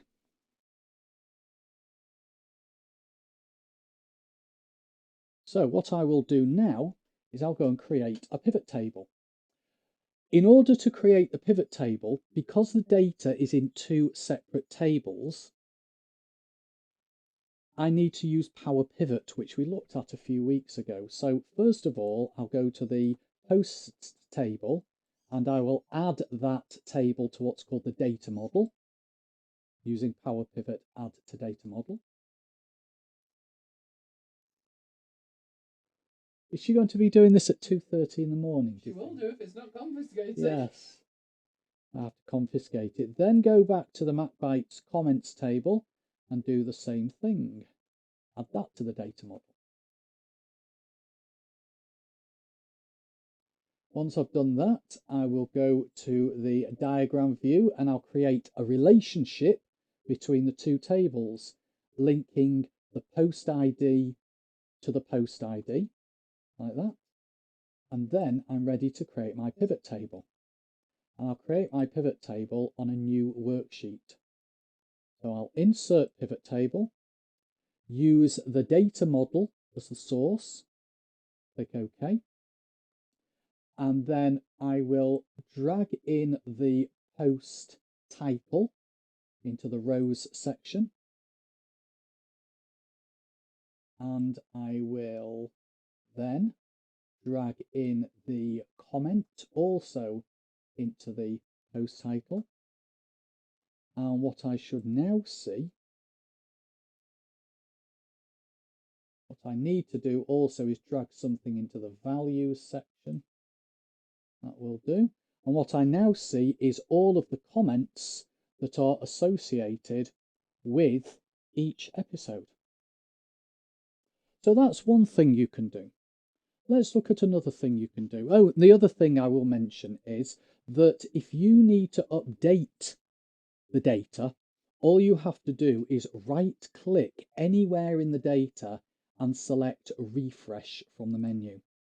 So if new comments got added into the database or new posts got added into the post table, it's just a case of refreshing. And that, if you have got pivot tables, will update pivot tables as well. So let's have a look at the Munich tributes. What we have here is, as you can see, 2,222 rows of data. And each row is a comment that somebody has posted, as I said, in tribute to the people who died in the 1958 Manchester United Munich air crash. And I've imported this data, and I now need to tidy it up. So I'll go to the data tab. No, I won't. I've already imported that, and I've got the queries panel displayed. So I'll right click and I'll edit the query. The columns that I don't want, I will hide using choose columns. So I'm only interested in the author, the content, and the date. So author name, the date, and the actual content. There it is. So I only want to see 3 columns, and I'll click OK. Now, when you look at this data, you can see that because of the way the data is stored in the database, and because of the way people have entered the data through a form on our website, and it stores it as HTML, it's using certain codes. So, for example, the ampersand hash 39 semicolon is a single quote, and the ampersand hash 34 semicolon is a double quote. And there's also another one which I saw the other day, which is ampersand AMP semicolon, which is the ampersand. So to do that, I need to do a few finds and replaces. So I'll click into the content column, click on replace values, and I want to replace ampersand hash 039 with a single quote. You also see it's added a step on the right hand side, and it's changed the data. Is that right? That's not right, is it? Let me go back and redo that. I missed out the semicolon. That's better. That little cogwheel lets you go and edit that step, so that's better. And then I want to do another replace, and I want to replace ampersand hash 034 semicolon with a double quote. And I want to replace ampersand AMP semicolon with an and sign. Now you'll also notice that we've got this this column here called date time, and that is showing a number. That is what they call the epoch number, which is the number of seconds since the 1st of January 1970. And what I need to do is I need to convert that to an actual date. So to do this, I'll click Add Column, Custom Column, and then there is a formula that you can use which will convert the epoch number into a real date. So I will actually, to save a bit of time, I'm going to create this new column, which I will call date of entry. And I will, just to save a bit of time, I'll copy and paste the formula that will convert it into a real date and time. Click on OK. And I have the actual date and time now, but I don't really want to display the time, so I will click that little arrow, that little button there, and change it to display just the date. And I can actually now hide the date time column. Choose columns and hide date time. So what I've done is I've spent a few minutes tidying that data up. And the reason I've done that using Power Query rather than just using Excel is again because when the data changes, all I have to do is right click on the data and refresh it. I don't have to go through all that process manually. Yes, I know I could have written a macro for it, but let's leave macros for things that don't particularly involve data manipulation. So hopefully you found that useful. Hopefully you didn't get distracted with the squeaks of the chicken, but we are more about squeaks of the chicken shortly. So do we have any questions? I'm just going to have a look to see. We went off piste. Okay, fine. Right, I will pass back to you then in that case. You want to stop sharing my screen? Oh, I could do, but last time I left it on and it was so funny. Okay, let's get you back onto mine. In fact, you know, I'm going to go on to that because Mike said I should play you this. So let's get that up. Oh, it's disappeared now. Hang on a sec. Oh, you've got a question. You've got a question. Let me hand back to you. Are you saying you can save this? Right, you're on. I'm on. Okay. Back on my screen or no? No, you don't. No, don't need to be back on my screen. No, Deborah. If you actually, what I did is I created a query which was the series of steps. So every time I did something like change the format to show the date, or deleted a column, or sorted or filtered, it added a step on the right hand side, and that set of steps is the query, and the query is saved as part of the file.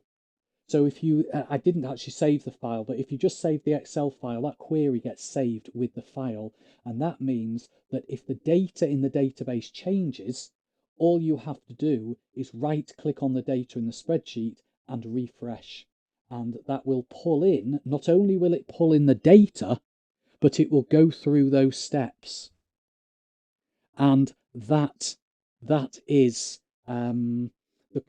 that is the essence of the time saving. So yes, you save the query, but the query becomes part of the file. The query links to a data source, whether it's a database, a CSV file, another Excel file, etc., etc. And you can have as many queries as you like in the file. Okay, great. All right, back to you. Oh, yes, the chicken. Right, let's see if we can hear this.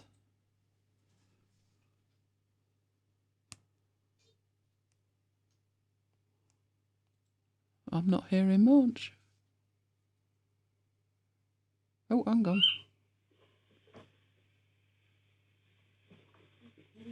Go on, Lola.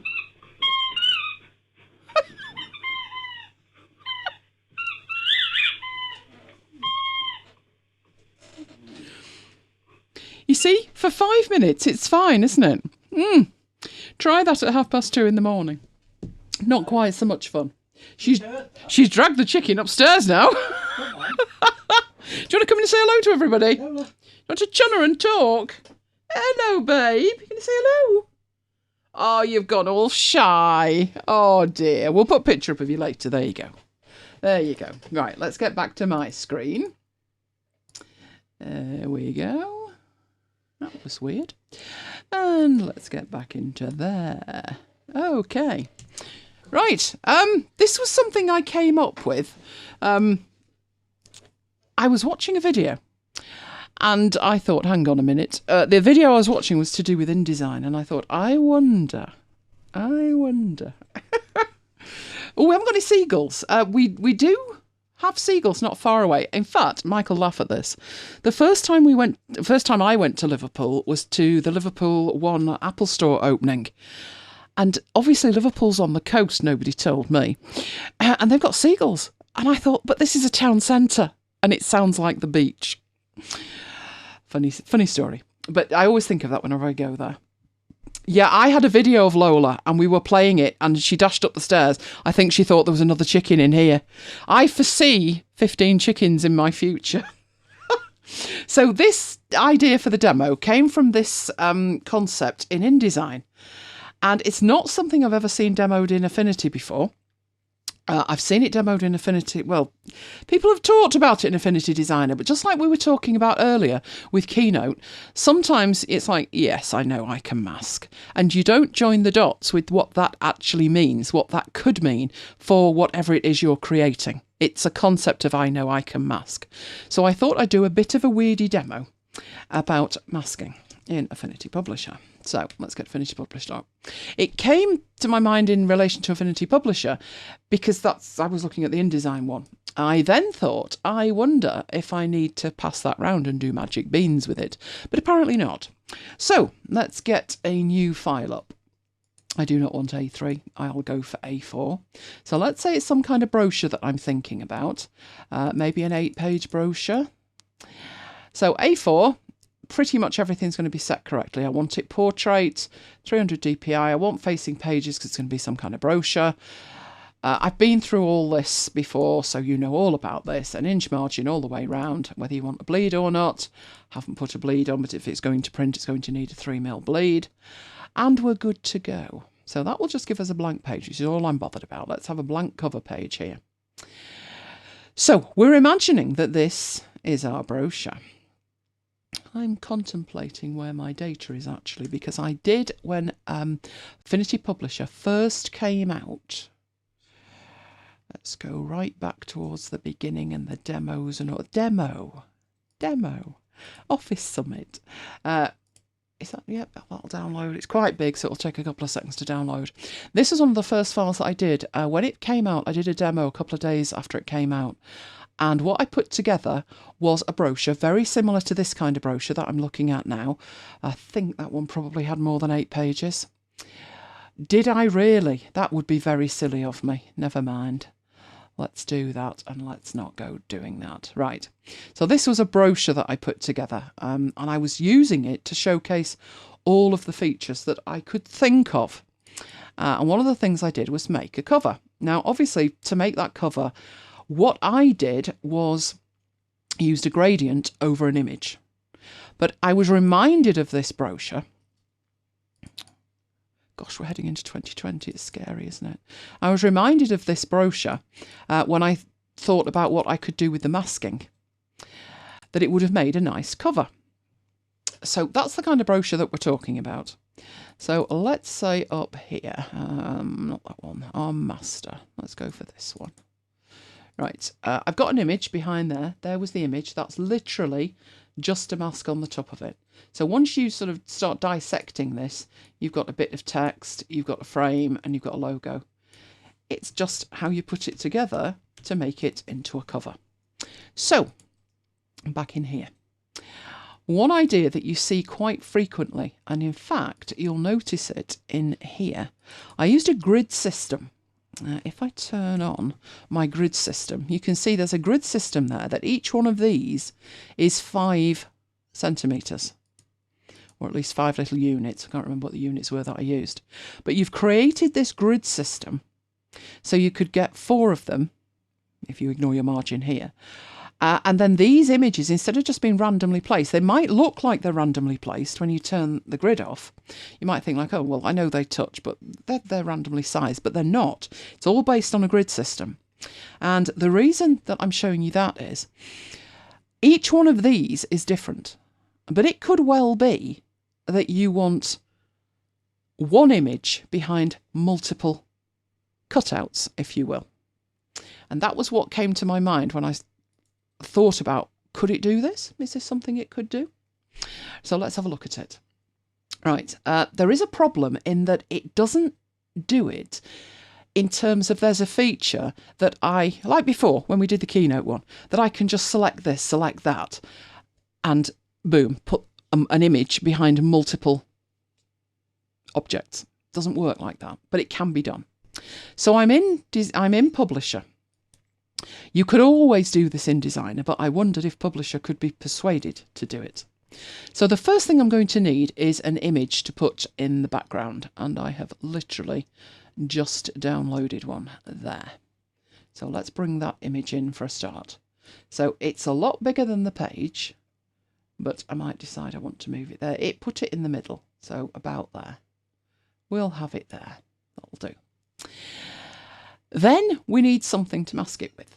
So if we think back to what we had on the other one, just go and get a rectangle and draw out a rectangle of a specific size. So I'm going to make that, the other one was 5, wasn't it? So let's make it 50 by 50. So at least it's square. Right, and no, not that one. Where have you disappeared to? There you are, rectangle. Move you into play, so you're in there. So you see this on like brochures where there's like multiple squares. Now, as I'm saying, you do this properly, you would line it up like that and then like that. So they're all lined up and they're all equal.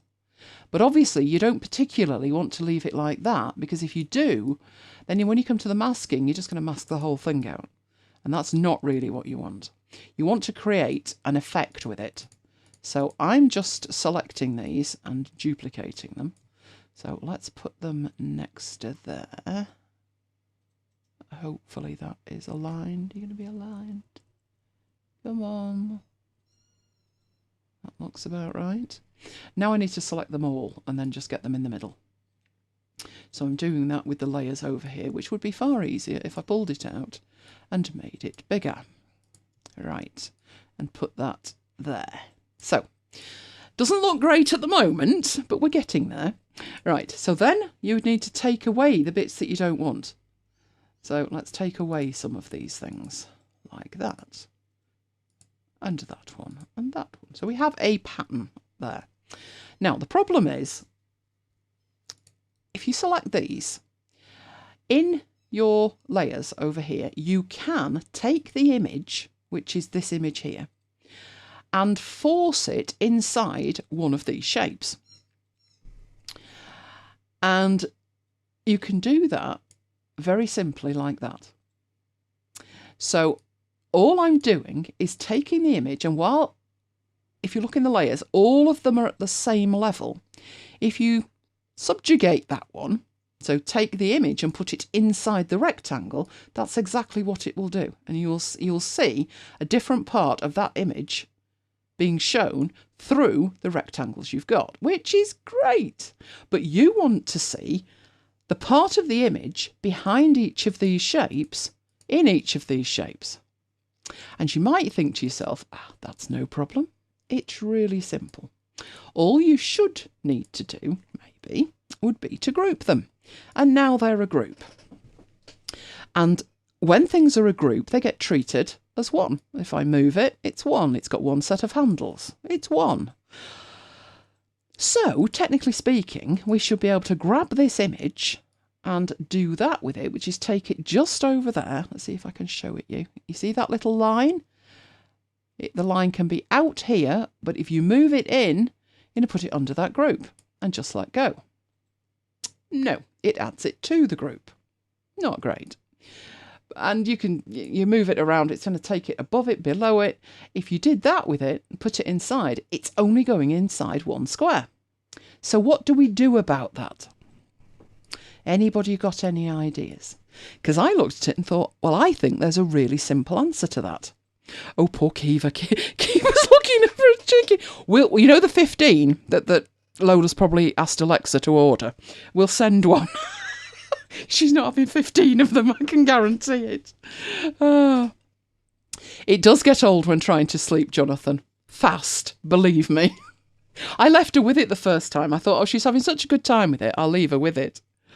All night. And even when she fell asleep, she started rolling on it. And I thought, that thing's squeaking, where is it? Couldn't find it. She'd slept on top of it. Every time she breathed, it breathed. It had to get confiscated, trust me on that. copy the image under each square. That would do it. That would do it. So let's do that. So I'm using Command and J to multiply that. And let's put one copy under there and one copy under there. That should do it, give or take. But, yeah, that does it. Now, what's the problem with that way? Because it does actually give you the effect you're looking for. If you were to duplicate that another twice and put one under each one of the squares, absolutely, that would give you what you want. As long as you're happy with it, you could leave it like that. But there is one particular problem with it. What if I want to move the image? Now, obviously I can move the image. Just open up each individual rectangle and grab the thing. Yes, the file would be bigger, but it wouldn't need to be. You could link to the image. But you'd have the devil's own job moving the thing. So one of them selected there. I could move it. So one of those is moving. It's that one at the bottom there, down here. The lines are moving. Change the picture to change every picture. You could select them like that, and they would move together. But every time you wanted it, you'd have to do that with it, and you'd have to move it like that. So it's just a bit of a pain. There is a better way. So let's delete all of these extra images. We'll leave ourselves with just one. There we go. Because it would be far neater, tidier, if we could do it with just the one. So let's get that back out where it belongs, over there. Right. How do we do that? Well, we know that if with each of these shapes, we put the image underneath it, we do that, offer it up underneath it, then it gets masked. So technically speaking, if instead of multiple shapes, there you go, could we make the shapes, the squares, one shape? But then you couldn't change the position of the squares. Well, we'll see. But yes, you can grab all of these and you can use the Boolean operations. So there is a geometry section there, layer geometry. So under layer, into geometry, and you have your add, subtract, intersect, divide, XOR. I'm sure we did these in an after hours, but it would have been a long time ago. Let me show you what they do individually. Right, let's just start really simple with a square and a circle of different colours. So let's get a square and a circle. Right. I said of different colours, didn't I? Right. There could be more interesting colours, couldn't they? There we go. That'll do, though. Right. So you have two shapes. You select the two shapes. And then you use some geometry on them. If you add them together, you get one new curved shape. And obviously it adopts one colour. Right. Let's undo that one. Back to layer geometry and into subtract. And that takes away one shape from the other. And it uses the stacking order to determine which one takes the colour and which one is taken away or added to the other one. So that's two of them. But you also have intersect, which leaves the bit where they overlap. That's three of them. Then you've got divide. Doesn't look like it does a thing, but look what happens over here. We now have multiple shapes. So let's quickly undo that one once more. And then you've got the last one, which is your geometry XOR. And that does the opposite of the intersect, really, and it gets rid of where they overlap. So those are the geometry features which will help you here. Let's go back up here. We have our squares. We put them in a group, but a group is only a temporary thing. It's more of an administrative feature. Like, to me, if I've got, let's say that they're not, I don't want them as a shape like that. Let's say they're the logos or something. Grouping them enables you to group them and move them together, but it's on an admin basis. What you're not doing is fundamentally changing any of the items at all. But if you grab them all, she's really going at it with that bird. I know, it's fine. Right, so we've got these 6 shapes here. And then go back to layer and geometry and add. And now what you've got is, although it's in a group, there's only the one item in a group, it doesn't need to be in a group anymore. So we can get rid of that. This is now one item. So now if I take my image and I put it underneath it, there it is. And that's how you mask one image, multiple shapes. Now, it looks exactly the same as the first way Deborah suggested. So why bother? Why go to all that trouble? Because if you've done that and you then decide, you know what, I actually wanted a different square, this is now curves and it now can't easily be edited. What I would suggest if you're going to go down that route is before you do that, if you think you might want to change it, make a copy of it. So that's a group. Command and J makes a copy of it, turn it off, and work on this one in here. All right, so layer, geometry, add, and this one where it says group, I'm going to call that editable. So if I did need to go back, I could do, and then put that inside it. Now, the benefit is, apart from all the ones we talked about, which is it's easier to manage and you don't have to have multiple things in the file, when you go into there, you can just move that about. So we could actually have that's quite a nice skyline, or probably 50-50 is probably best. Something like that would look good. And you're only moving the one image. Now, as I said, what if you then think, no, I want to go back. Right, well, you've got this copy of the group, haven't you? So, which one did I put? No, the editable one here. So always duplicate it. That's Command and J. I'm going to turn off the one we've been working with and going back to this editable one. Because one thing I might want to do, would make sense if I could see it, wouldn't it? Is take a copy of those and where do I want to put? We'll put them there. I think I actually deleted them, didn't I? I'm just thinking, but never mind. I can deal with this. Right, so I've got these squares. Let's say I want to bring that one down there. I'll put that one up there. That means moving that one down. Moving that one down. So basically just changing them around. Oh, it's like that game, isn't it? Right, there we go. Now that's actually hanging off the end. So I'd probably then get them all and move them down so it basically covered it. In fact, I might be tempted to stretch it out, but we'll leave it like that. Right, that is the editable one, but it's editable. We've got the original backup, but this one's now a new editable one. So you might want to start naming these. So that's revision 2, because the client might have said like it, but I'd like that over the page. Then before you do the magic, you duplicate that. Go in and select them all again, up to your layer geometry and down to add. This one can be turned off. That can be taken out of there, it's not needed. Get rid of the group. There's your curves. Your image is up here. There, I'm going to take it out and just put it under that one. And there you go. And you can always go back and make whatever changes you need to using the shapes because you made copies of them, which is the right way to do it. And it doesn't even have to be something that's as obvious as that. Let's go down to this page here. In documents that you may create in Publisher, you'll see a lot of the time very weird shapes. So you might have a shape like that, which although it's a triangle, it's hanging off the page. Let's put it lined up there and there. Right.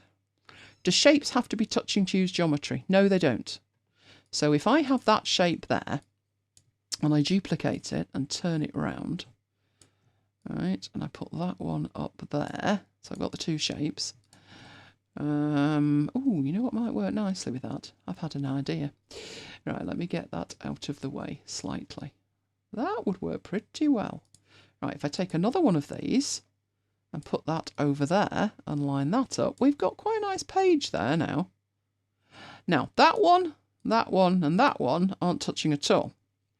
But if I do a Command and A, obviously I'm then going to do a group and I'm going to duplicate the group. Take the tick out of there. I'm going to go into there, grab the shapes, go up to layer geometry and add, and it's one shape. And now it can have, let me go back. I'll grab it out of there. That will be fine. There it is. It's at the top at the moment, but we'll put it right across the page. And that's lined up just about bang on. And put that inside the curves. There we go. And what you could then do is put your text in the white bit down here. And all of that still remains editable in the background. So if you decide you're going to make it bigger or you want to move that across, you want to do whatever you want with it, you can still do it. That's probably actually a little bit big, but you get the idea. You can also, we can move that, but because the image is inside it, that moves the image with it. What do you do if you want to, you've changed your mind? Then take the image out of it, just dump it out of the way. You needn't take that off. And then you can play around with this because it is curves, and being curves, it's editable. So there's nothing to stop you double clicking inside. It's not editable as a smart shape anymore, but it's still editable. So if you wanted to take that one up to there, or do whatever else you wanted with it, let's say we wanted that kind of squared off there. That's about right, isn't it? You can even add extra points to it and take it up there, like that. So you can edit it, you do whatever you like with it. And go back in, take your image and put it in there, in the curves. And that didn't work too well, did it? Am I on the right page? Are you working? Why are you misbehaving? Why are you misbehaving? Ah, does help if you turn it back on, doesn't it? There you go. So now you've got a sidebar, but you've also got that spiky bit. If you didn't want the spiky bit, as I'm saying, you can go in and you can edit the curves. So if we go in and, now I think you do need to take that out. It's certainly easier if you do that, to edit that. And it's easier to see if you do that. So let's say I wanted there. Let's take this bit out. So we've got half like that. And then turn the image back on. There we go. And put it inside it. So you can pretty much do lots of things with that. And a lot of magazines that you see do have that kind of layout. Let me just show you some of the ones. I think we've mentioned them. I think we have. I've far too much open here, haven't I? Right, let's go to Elements. And we will look for magazine layout. Oh, for God's sake, spell things, woman. Right, so you've got templates. So some of these will be presentations, some will just be graphics, but you actually have graphic templates here. And some of these, like that travel magazine one there, will probably be available in an InDesign format. There you go, available as PDF or InDesign. Obviously, most of us don't bother InDesign, and InDesign doesn't bother us. A PDF can actually be dragged page by page into Publisher and edited. So it is possible to edit that in Publisher if you don't want to use InDesign. But when you look at this, you've got angles on it, you've got different shapes on the background there. Sometimes they have angled layouts, so we haven't got anything much angled there, have we? Let's have a look. Well, they're certainly overlaying each other. Not much in the way of angles, sadly. Oh, come on, you must have an angle. They're so in vogue. Now, I'm seeing cutouts. I'm not seeing an angle. But trust me, you could have angles on it. Let's see if I change the search to angle. Magazine layout. Oh, magazine layout. Angle. Let's see what it comes up with. That's sort of an angle one, isn't it? I wonder if that one would have it. Oh, that looks like it should have angles. No, it's still got square blocks. Oh no, that's not good. Let's have a look at the extra pages. It looks angled, doesn't it? It definitely looks angled. No, not a one. I'll find an angled one. I promise. I'll find one. Yeah, whenever I'm looking for them and I don't want them angled, all I find is angled ones. But you can see the idea. You get the principle of it from that. Good. Oh, Deborah's having lots of ideas. I'm looking forward to seeing Deborah's ideas. Excellent. Right, okay. But that's all I've got. So I need questions. That's all I've got. I need questions. So if you've got any questions, now is the best time in the entire year to ask the questions before I bring the squeaky chickens back just to torment you.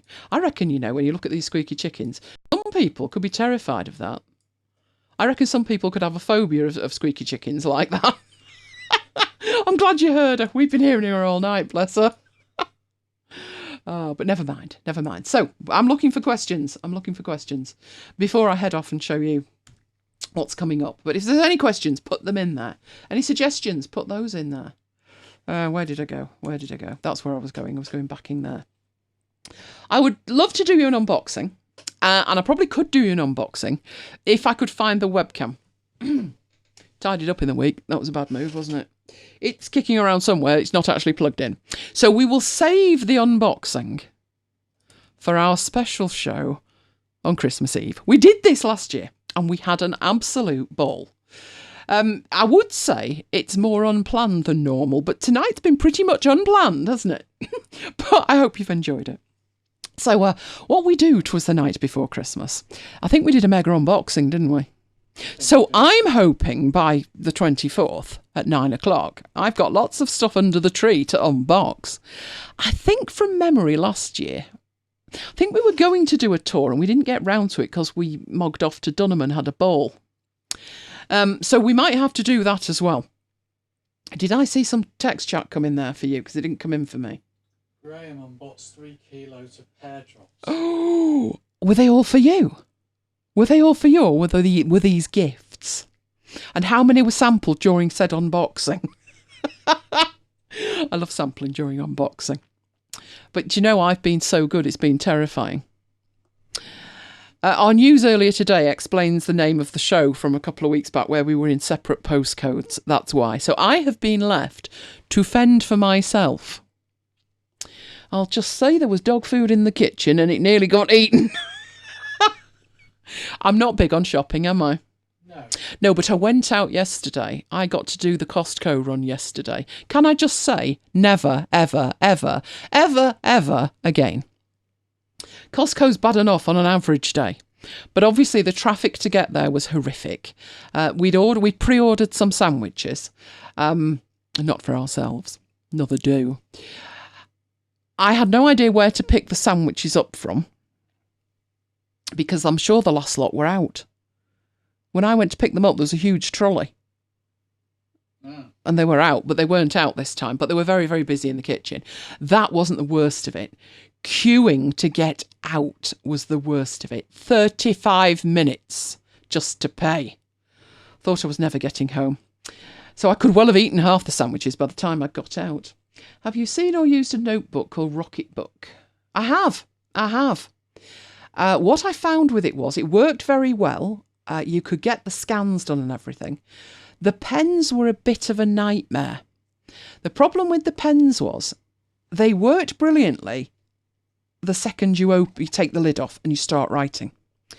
But if you stop writing for like 30 seconds, they seem to dry out, not joking, in that 30 seconds. So the next bit you write isn't as dark. And I found that a bit of a problem. I solved the problem by changing the pen. So the pen I ended up with was, is it Lumicolor? Lumi something. And instead of it being a fine tipped pen, extra fine really, the kind that you would write with, but basically a pinpoint tip, I went for one that was a little bit wider. More like a felt tip style pen, but not broad. So actually it was better on the scans than the finer one. And that worked great. Problem I had with that was, if you write in the book and you scan it today and then you clean it, it'll probably work great. But if you were to leave those notes in there for sort of more than 24 hours, they were actually quite difficult to get rid of. The harder you rub, the more difficult it is. So you need a very fine kind of motion on it with it works best with a microfiber cloth.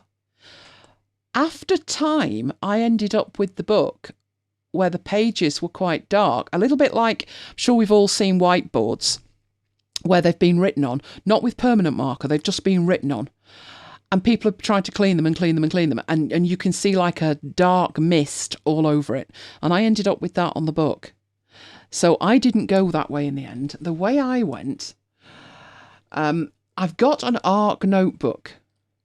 Now remind me where everybody's based, because ARC notebooks are sold by Staples, and Staples in the UK has closed down.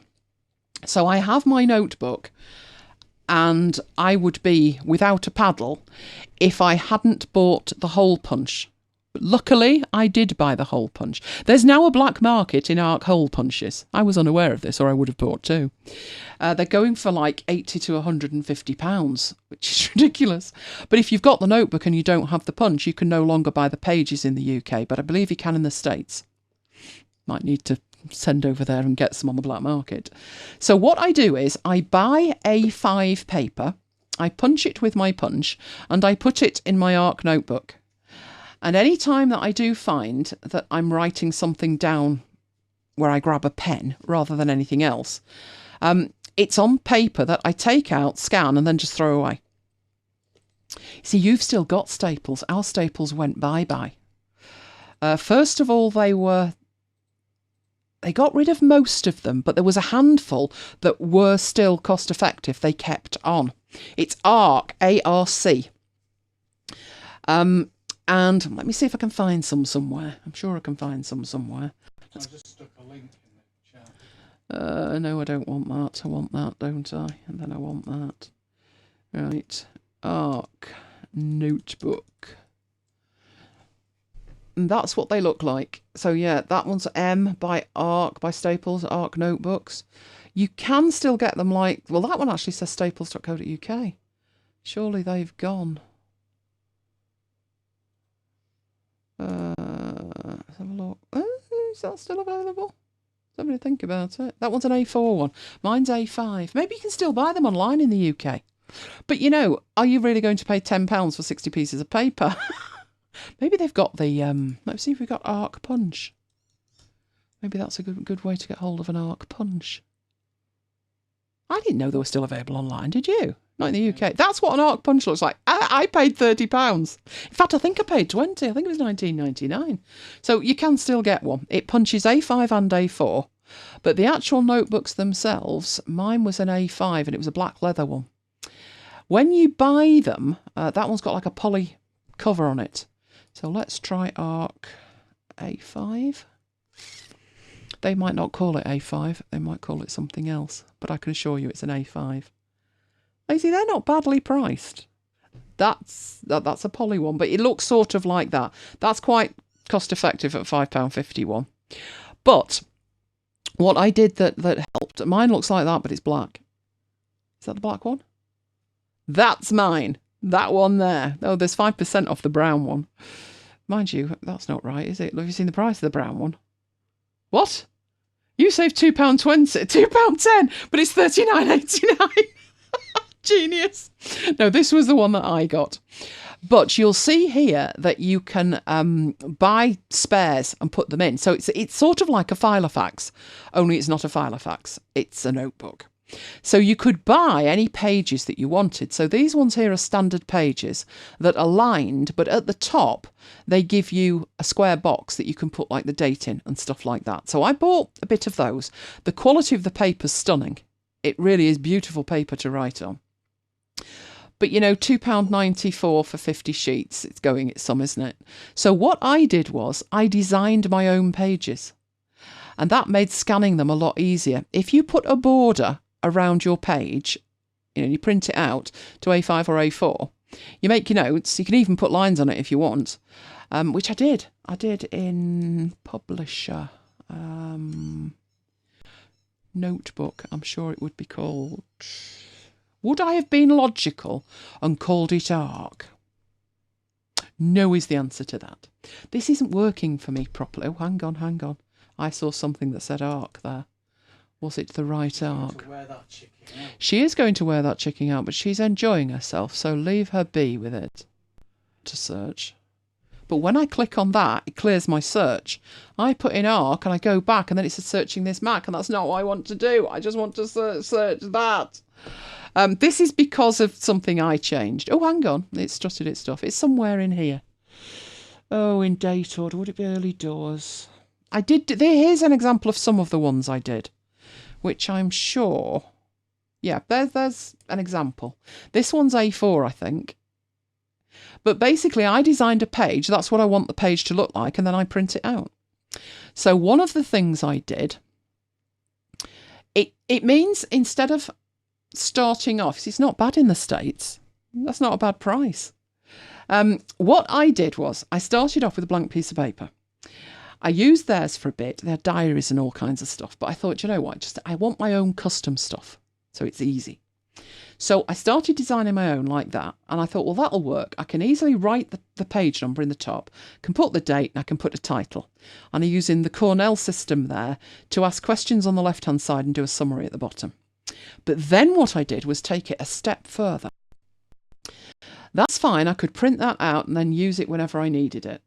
But I created like that one, which is a special set of notes, which was for a specific meeting.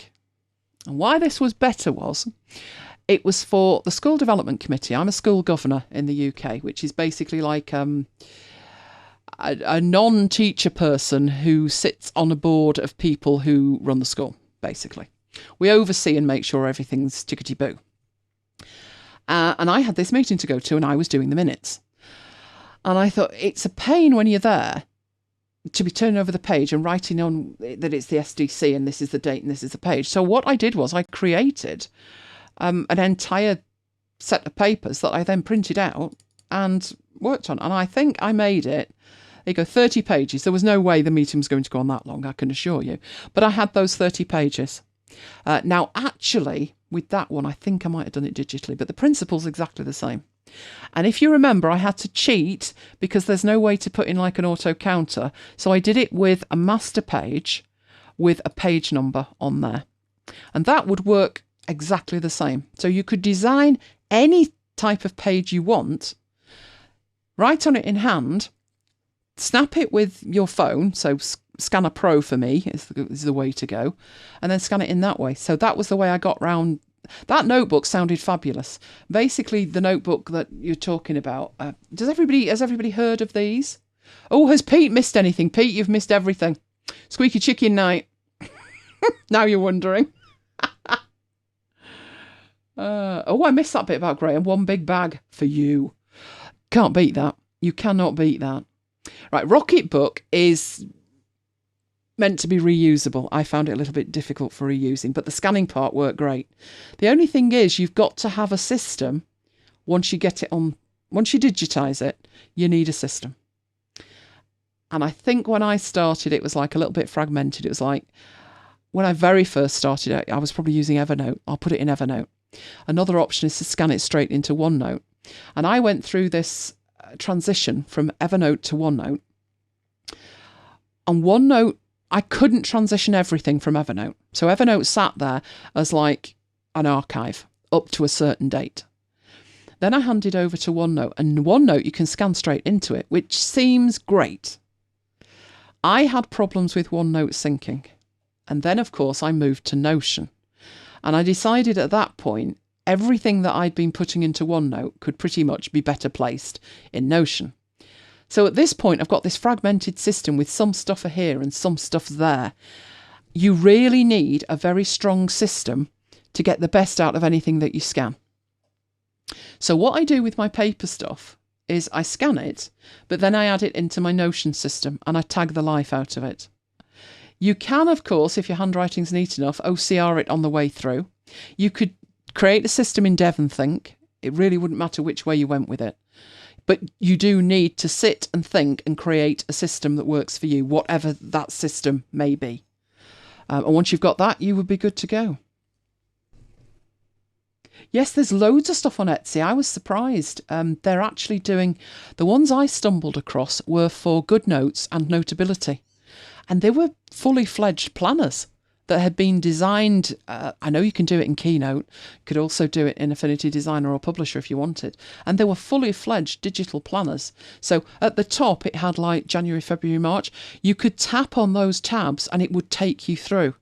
The reason I didn't go with something like that, because it was tempting. It was very much... I thought it's so analog. It reminded me of Lotus Organizer. Back in the day, there was Lotus Organizer, and there was one for Windows called Starfish. What was that called? Starfish Sidekick. Sidekick. It was wonderful. It took no thinking about at all, because it was analog in a digital format. It was fantastic. The reason that I didn't stick with that in the end was I can see the benefit of either using a pen or doing it digitally in an analog way. But for me to get me through the week, it's going to need to be digital at some point. So I might plan the week on paper. In fact, I planned this show in episodes, given what's happened this week. And I've been trying to finish 3 demos for about a month. And I'm still at the point of, Mike, I need to wrap that demo up. And I do. We need to get on with the paperless. And I've got behind the scenes of the whole Blog 30 thing to do. And I literally have just not had the time to finish it off to my satisfaction. So I thought, I could tell earlier in the week things were not looking good. And I thought, right, I need to absolute clarity on what I could cover. What's ready to be covered. And on my desk right now, there are Post-it notes. I use tiny Post-it notes. They're about 5 centimetres by 3 centimetres, which is about 1 inch and a bit by 1.5 inches. And I started off with a week at MacBites headquarters, and I put cross through that because although it's only like a tiny bit of the show, I need to corral all the photos and stuff and get them in the presentation. So I put cross through that. Next to that, I had the updates that I'd done. So they were a go. That was fine. I moved paperless out of the way because there was no way I had the bandwidth for all of that. I plugged in the Affinity Publisher stuff. I put the freebies there. I've got Mike's bit there. And I ran the whole thing tonight from Post-it notes. Because you might say, well, why don't you just do it in Notion? Because Notion was there and it was all configured for the show I intended to put out. And at that stage, I'm thinking, I don't know if I can do that show. I really do not know what time I will have available. I mean, today we should have been back here, we reckoned about 4 o'clock. Yeah, it was 1 minute to 9. Which is absolutely fine. Stuff like that happens and you need to be flexible. And knowing that I would potentially need to be flexible, I thought I don't want to change what I think I will do. So if all had gone all right, I would have done that show. But I used paper for an alternative in case I needed it. So when I came in tonight, and it was probably about 8 minutes to 9 when we opened the door. And Mike said, what can you do? And I said, it's fine, I'll do a show. I've got an alternative. And I came up here and on the table in front of me is these Post-it notes and I ran it from there. So analog has its place. Sometimes it does has its place. I find them very cultish, Deb. You know when you see these planning January with me videos and you think, how long did that take? Because these videos are like an hour. And this person sat there and designed the most beautiful bullet journal pages and they look amazing. I just don't have the time. If that's your creative outlet, absolutely fabulous for you, but I don't have the time for that. I do take time setting up my week, just not that long.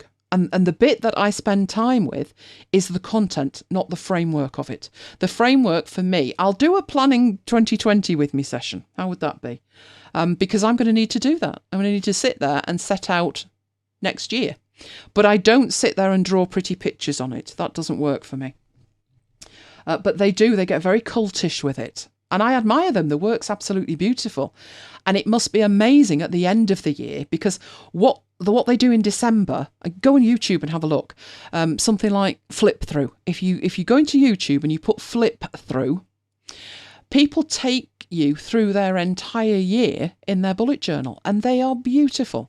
And it must be amazing at the end of the year to be able to flip back through it. And they say don't go for perfection, but you know, I'm great at digital art, don't give me a pen. These things are fabulous. And they put things in like, some people put genuine photographs in, what do you call it, Polaroid photos. They put in tickets from concerts they've been to, or little trinkets. And they are beautiful. But I know if I tried that, I'd last till like the 2nd of January. I'd get too absorbed in the that line needs to be over there and stuff like that. And it takes such a long time. I guess if it is your creative outlet, if you consider it to be your hobby, fabulous. But they are amazingly talented, but I don't have that kind of time. What I wanted to do was create a system that, although I now accept, I think we're all looking for a system where we don't really have to do much at all, where you can just kind of plug it in and you're good to go. I now accept for a system to work, you need to triage it a bit. And I'm happy doing that up to a point, but I don't want to go overboard with it. I think you might need to accept at the beginning it's going to take you a little bit more time. I mean, when I started putting a week together, it took me longer than I thought it should. It's a lot faster now. But I think there is a black hole to fall down in how much time it takes you to do it. Circus Ponies. Oh, Graham, I loved Circus Ponies notebook.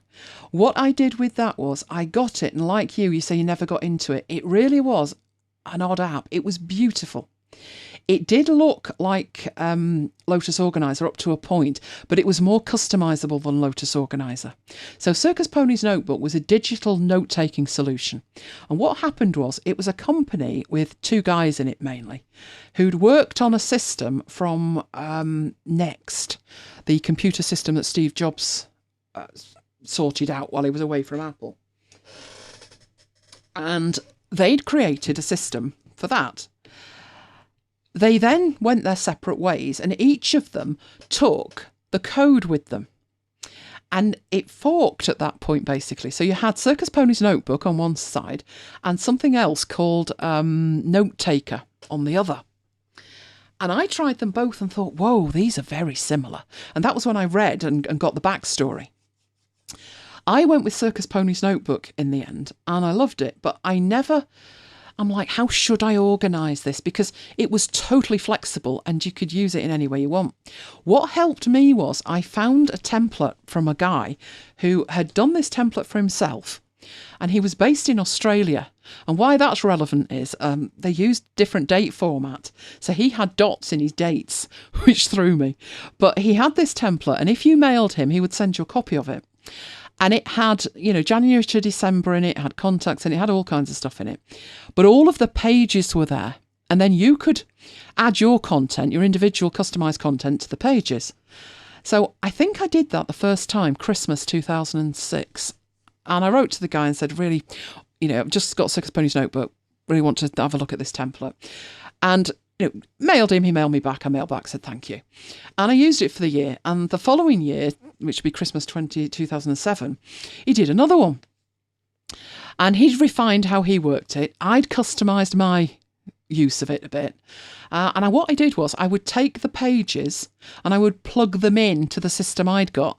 And I used that until I got nervous.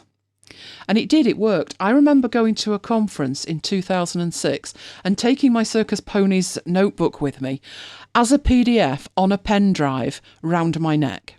And we went to this conference. It was an Apple showcase event. And I literally had to borrow it. I was subscribing to something, a magazine, I think. And I literally said, have you got a computer I can use? And he said, yeah. So I plugged this pen drive in and got this Circus Ponies notebook up in PDF format and found all the details and said, right, these are the details I need for this. And he was like, that's good. When you think how primitive that seems now, it's unbelievable. So Circus Ponies notebook was one of my favourites, but I got nervous because I could sense there was problems. There was trouble at the mill. The problems with it were there wasn't an iOS version at that point, and there was a distinct lack of progress on the Mac side. When the last Mac version was released, which was version 4, half the stuff that he promised wasn't there. Then an iOS version appeared, and it was less than spectacular. It was a little bit skeuomorphic, I'm afraid. Right, are these... somebody answered that. Deborah used to use that template. Good grief. I've still got a PDF of it somewhere because when I pensioned it off, I took a PDF of the whole thing. Yeah, they are digital notebooks, so they were apps, but they've gone, unfortunately. It was an app, like he says, no longer around, unfortunately. Right, have a simple system and plan the days, weeks and months, which is complex enough. Yeah, I think you can. There are a lot of black holes, you're quite right, but I think you can use a system where you focus on.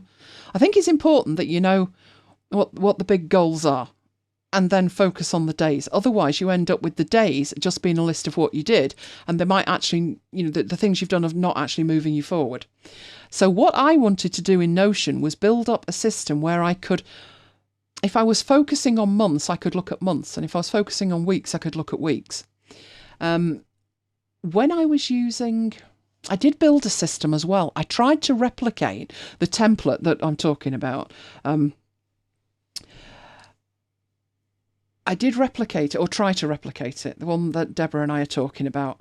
It was a beautiful template. I tried to replicate it in OneNote, and it didn't quite fit. And when you're trying to shoehorn something in, and it just doesn't quite fit. And what I ended up doing was I got another template from somebody who'd built an entire system in OneNote, and I plugged that into my system, and I tried it. But you know what? You watch people demo stuff. You might read a blog post about what they've done or watch a YouTube video, and you think, oh, that's great. Can I have a copy of that? I actually think there's value in building your own, even if there are black holes, even if you make mistakes, because you learn from that, and the system that you end up with is better. I watch Notion videos, and they do a thing called office hours, Notion office hours, and I've seen them, and most of the time I watch and I think that's pretty primitive. By comparison to what I built for myself, that's pretty primitive. But every now and then you'll see a system, and it'll be quite intricate, and you go down this like black hole of trying to sort stuff out, and it just doesn't work the way you work. So you really need to take some time and think how it would work for you. Circus Pony should have been amazing on iOS. It absolutely should have been. I don't think he ever really got away from the fact it was text-based. And then when it went onto the iPad, it was very skeuomorphic, and it looked like a notebook. And then you think, pen, Apple Pencil, anybody? And that was like an added extra, and the whole thing just died a death. It wasn't cheap either. I remember trying it. The sync was shocking. Mine wouldn't sync at all. So it was doomed at that point, and I knew it was, and that was why I was looking for an alternative. Let's carry on here. Now, you see, back in the day, Kim, when I was on Microsoft, it was OneNote. And OneNote actually came out in 2000, 2001. I think it was 2000 in beta. OneNote was built by Bill Gates. It was designed and built actually personally by Bill Gates. And his reason was so many people were taking notes in Word. And he said that's a shockingly bad thing to do. Word's not intended for that. Because he could see the bigger picture that, yes, I've got a Word file and it's got my notes in from that conference.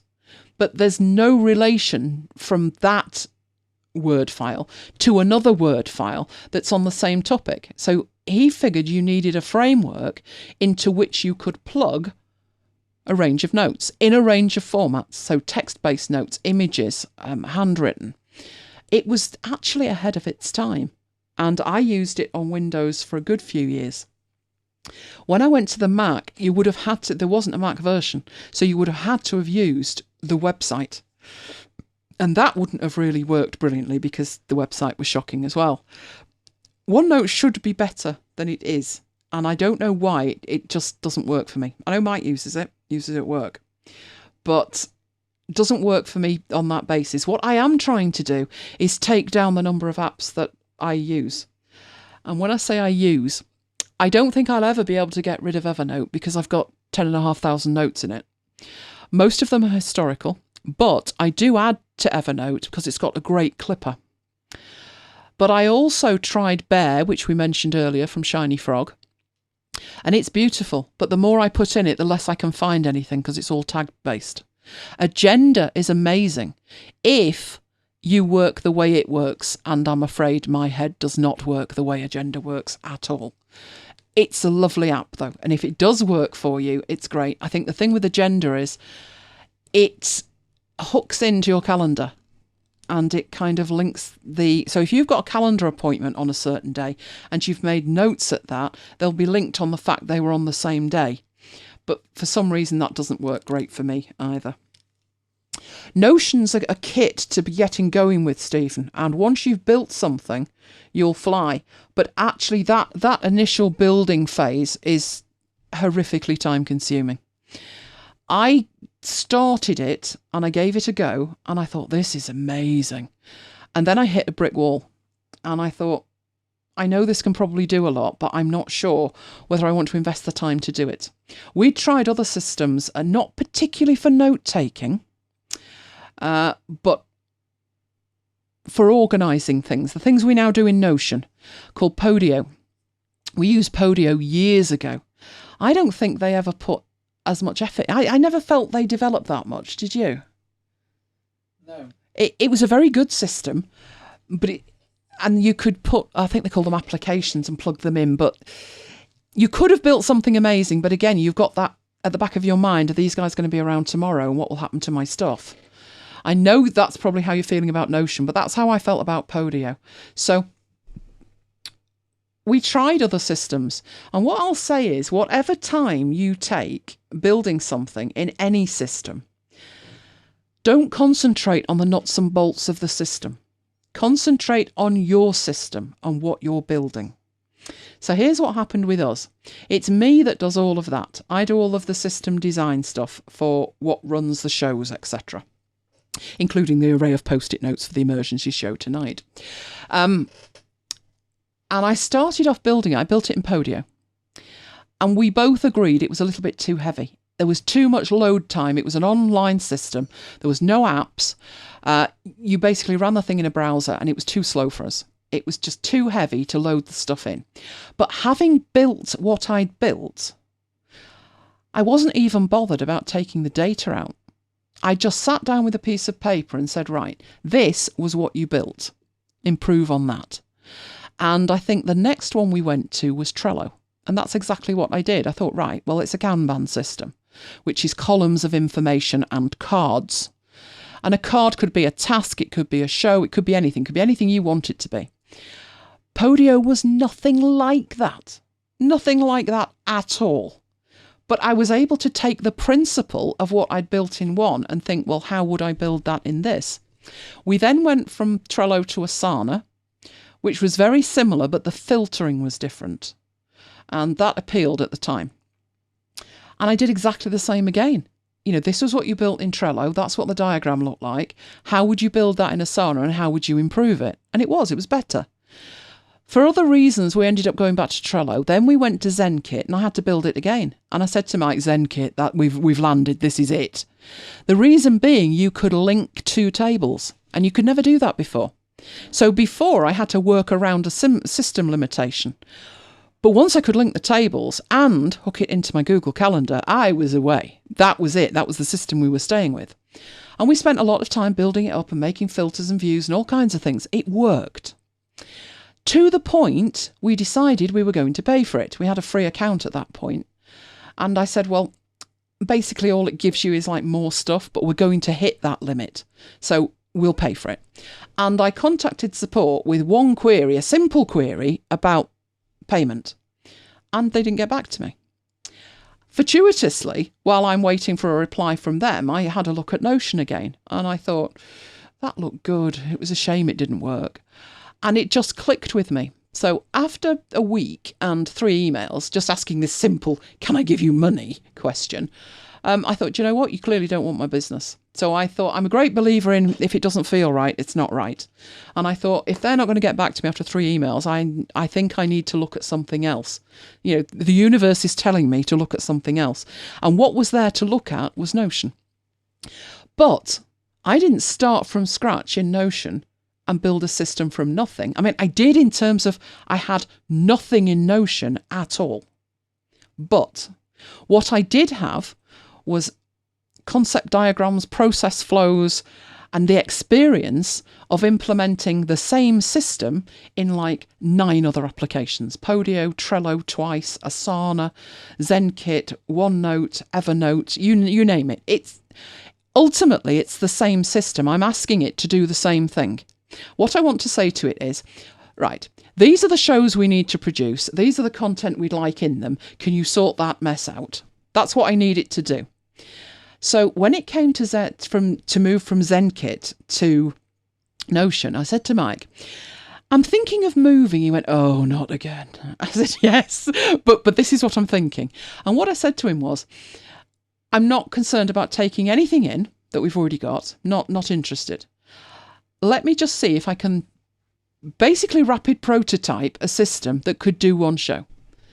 And he said, I don't rate your chances, not that fast. And I said, actually, I do.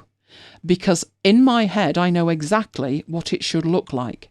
And although I don't know Notion to that level, I will do when I finish building it. And that was what I did. So although there is that initial hurdle and investment of time, even if Notion were to go bye-bye tomorrow, and I would be top of the distraught list, you have to move on. I'm sure Graham can tell you how bad I was when Google Wave went.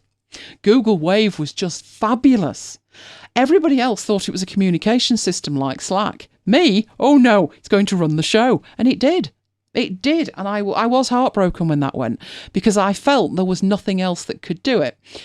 If they said to me that day, we'll give you access to Google Wave forever, it'd been like, yes, please. Yes, please. You can have a kidney. Yes, please. If they came back to me now and said you can have Google Wave, I'd say no thanks. Because what I've built is better, but I was only able to build it because of all the experience of building the system in everything else. And I'm not saying I'll be in Notion forever. And it would never say never to moving somewhere else. We've been in Notion a year, over a year now. I think it was the middle of November we paid for it, and we've just paid again. So, we've been using it over a year, and I can't really see us moving at the moment. Unless something catastrophic happened, I can't see us moving. There are alternatives out there. They may be better suited to you, Stephen. It just depends how much flexibility you want, and I think that's the thing. Notion gives you ultimate flexibility. But the price of that is you look at it and think it's going to take me years to build anything. Mike and I find it doesn't, because what we do is we start with something simple. And we say, right, which bit of the deal are we going to look at? And in Trello, Asana, and ZenKit, it was the content items we put into a show. And that had to be the core element of what we did. In ZenKit, we had 2. We had the show and we had the items within the show. We were only able to do that in ZenKit because it was able to link tables. Notion can do so much more, but we started very simple. And we just said, well, one show, 5 content items, let's see how it works. And we did it, we designed it. But we actually used that for the show. Now, at the end of that show, we were in a much better position to say, that doesn't work. And if we did that, that would work much better. So we didn't throw out what we'd built and what we'd used for that first show. What we did was we considered it a rapid prototype, and we didn't need to delete it in any way. We just added to it. We tweaked stuff, we changed things, we added bits, we created extra tables. And over time, I mean, I always say, and I think Mike would agree, it's what runs after hours. And without Notion, we wouldn't have after hours because we just wouldn't have the bandwidth.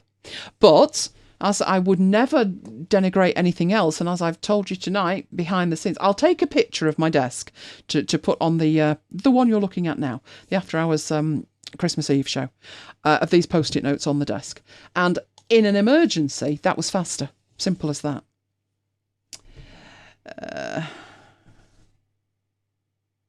Yep, that even if Notion was to go away, that's the thing. I'm long experienced enough to know there's no guarantee anything's going to be there tomorrow. They could get bought out in a heartbeat. Their ethos is that that's not where they're going. So many good things. I mean, the one that springs to mind at the moment is Wunderlist. Wunderlist or Wunderlist was bought by Microsoft, so he sold out to Microsoft. He's now wanting it back because Microsoft have rolled everything that was in Wunderlist into To-Do, and Wunderlist is end of life in March or May. I think it's May. Some people are still using it. You can't create new accounts, but if you've got an existing account, you'll be able to use it till May. That happens. So what I'd say is, what I do with Mike now is say, this is what I've built. But I design it in terms of I've got a bit of a rough diagram of what I've built.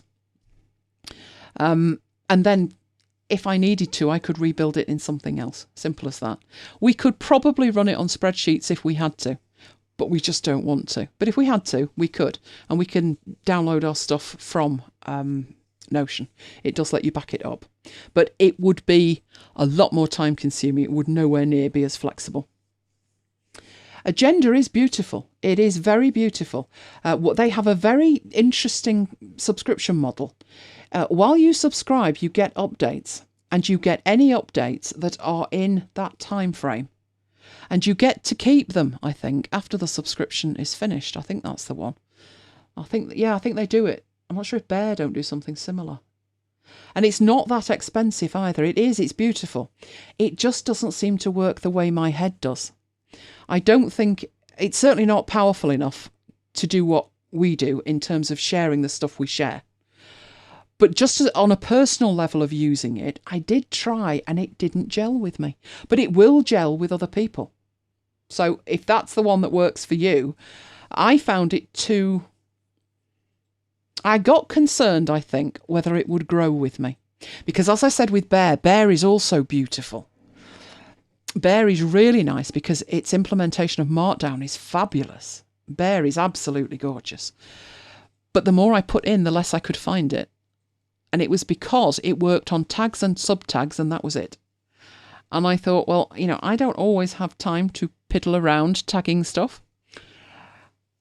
Another one that might work and would be multifunction in terms of what Agenda could do and what Bear could do. If you think of it in terms of text-based notes that I want access to, and I want to build a system with it, is Drafts. Drafts is amazing. Now, I know we've got Drafts down to cover in the new year, but Drafts, I've actually built a whole system in it inadvertently. I started off using Drafts as literally just throwaway text that got deleted. And the more I started using it, the more I started thinking, this has got legs. I could do this, and I could build that filter, and I could do that. And now, a lot of the less text with less longevity, shall we say, that I used to have in Ulysses, I'll now put in Drafts. And you could use it instead of Ulysses, to be honest, up to a point. Oh, Notion can grow. Yeah, you start putting one thing in it, before you know it, your life's in it. We started with the podcast. Then we put our social stuff in it, the stuff that Mike's in charge of this year. That's been an absolute godsend. It could have been done with spreadsheets, but it's been amazing. I mean, we're out and somebody will say to us, you know that meal I've booked in 3 days? And you say, yes. Well, I said I wanted the steak. Yes. I want the salmon. Okay. You literally open your phone, boom, done. You could do that with a spreadsheet, but you'd have to find the right spreadsheet first and all of that. It's just a lot easier. But you grow to love it the more you add to it. I'm not finding with Notion that I'm losing stuff. I'm not finding I'm feeling overwhelmed that there's so much in it I can't find what I want. Whereas with Bear, I was. I still have a little, I think I've got about 20 or 30 notes in Bear, but they're going to be going in Notion. And then Bear will just be Bear, if you pardon the pun. I have Bear sat there. It has a very nice clipper, does Bear. It clips beautifully. I've actually found on occasions that when Evernote can't clip something, Bear can. So Bear's worth it just for the clipper as far as I'm concerned, but I don't foresee me leaving anything in it. I'll clip to it and then I'll take it from there somewhere else. So I think of Bear as more of a utility stuff. Drafts is just awesome. It was great on iOS, and I must admit, I thought on the Mac I'd never use the actions, but I do. But I wasn't anticipating with Drafts building a system with it, but I have, and I've done that with tags because it only really has your inbox and your archive as 2 locations, physical locations. Other than that, it's tags that do it. But somehow, the way they've implemented it, it does just work. When you think how it started life as just a way to shunt text around, it's pretty amazing. The last version, when it came out, I was like, whoa, I thought version 4 was good. But this is just amazing. I would say 99.9% of my stuff goes in drafts. If I'm saving a URL that I want to look at, or a block of text, it goes in drafts. Everything goes in drafts. The beauty of drafts is you can even be, better not say driving along, but you can certainly be walking along and want to put a note in drafts. And if you've got an Apple Watch and the Apple Watch app, you can have it on the face of your Apple Watch as a complication. All you need to do is tap it and talk, and it will automatically put it in your inbox when you get back there. Yeah, tags, you either love them or loathe them. And I must admit, when I moved to a Mac, it's the first time I actually used a database in, oh gosh, when was that? The late 80s. And let's see if anybody knows this one. It was called Ask Sam. It was for the IBM PC on a 5¼ inch floppy disk from memory. Oh, which is basically like one up from a tablet of stone. You loaded this thing and it was like no other database I'd ever seen. And I remember sitting there, I was paralegal at the time, and I'm looking at it thinking, what? It's a free-form database. Like, that's a text file. No, it's a free-form database. And I remember getting the manual out and going through not where the buttons were and how to use it, but how does this work? Because I'm used to fields and things. But a freeform database back then was really what turned into tags. And when I moved to a Mac, everything was tagged, particularly iPhoto. I remember that. And I'm like, I'm not going to do that. I don't want tags. Tags can be good, but I don't like tags in bare.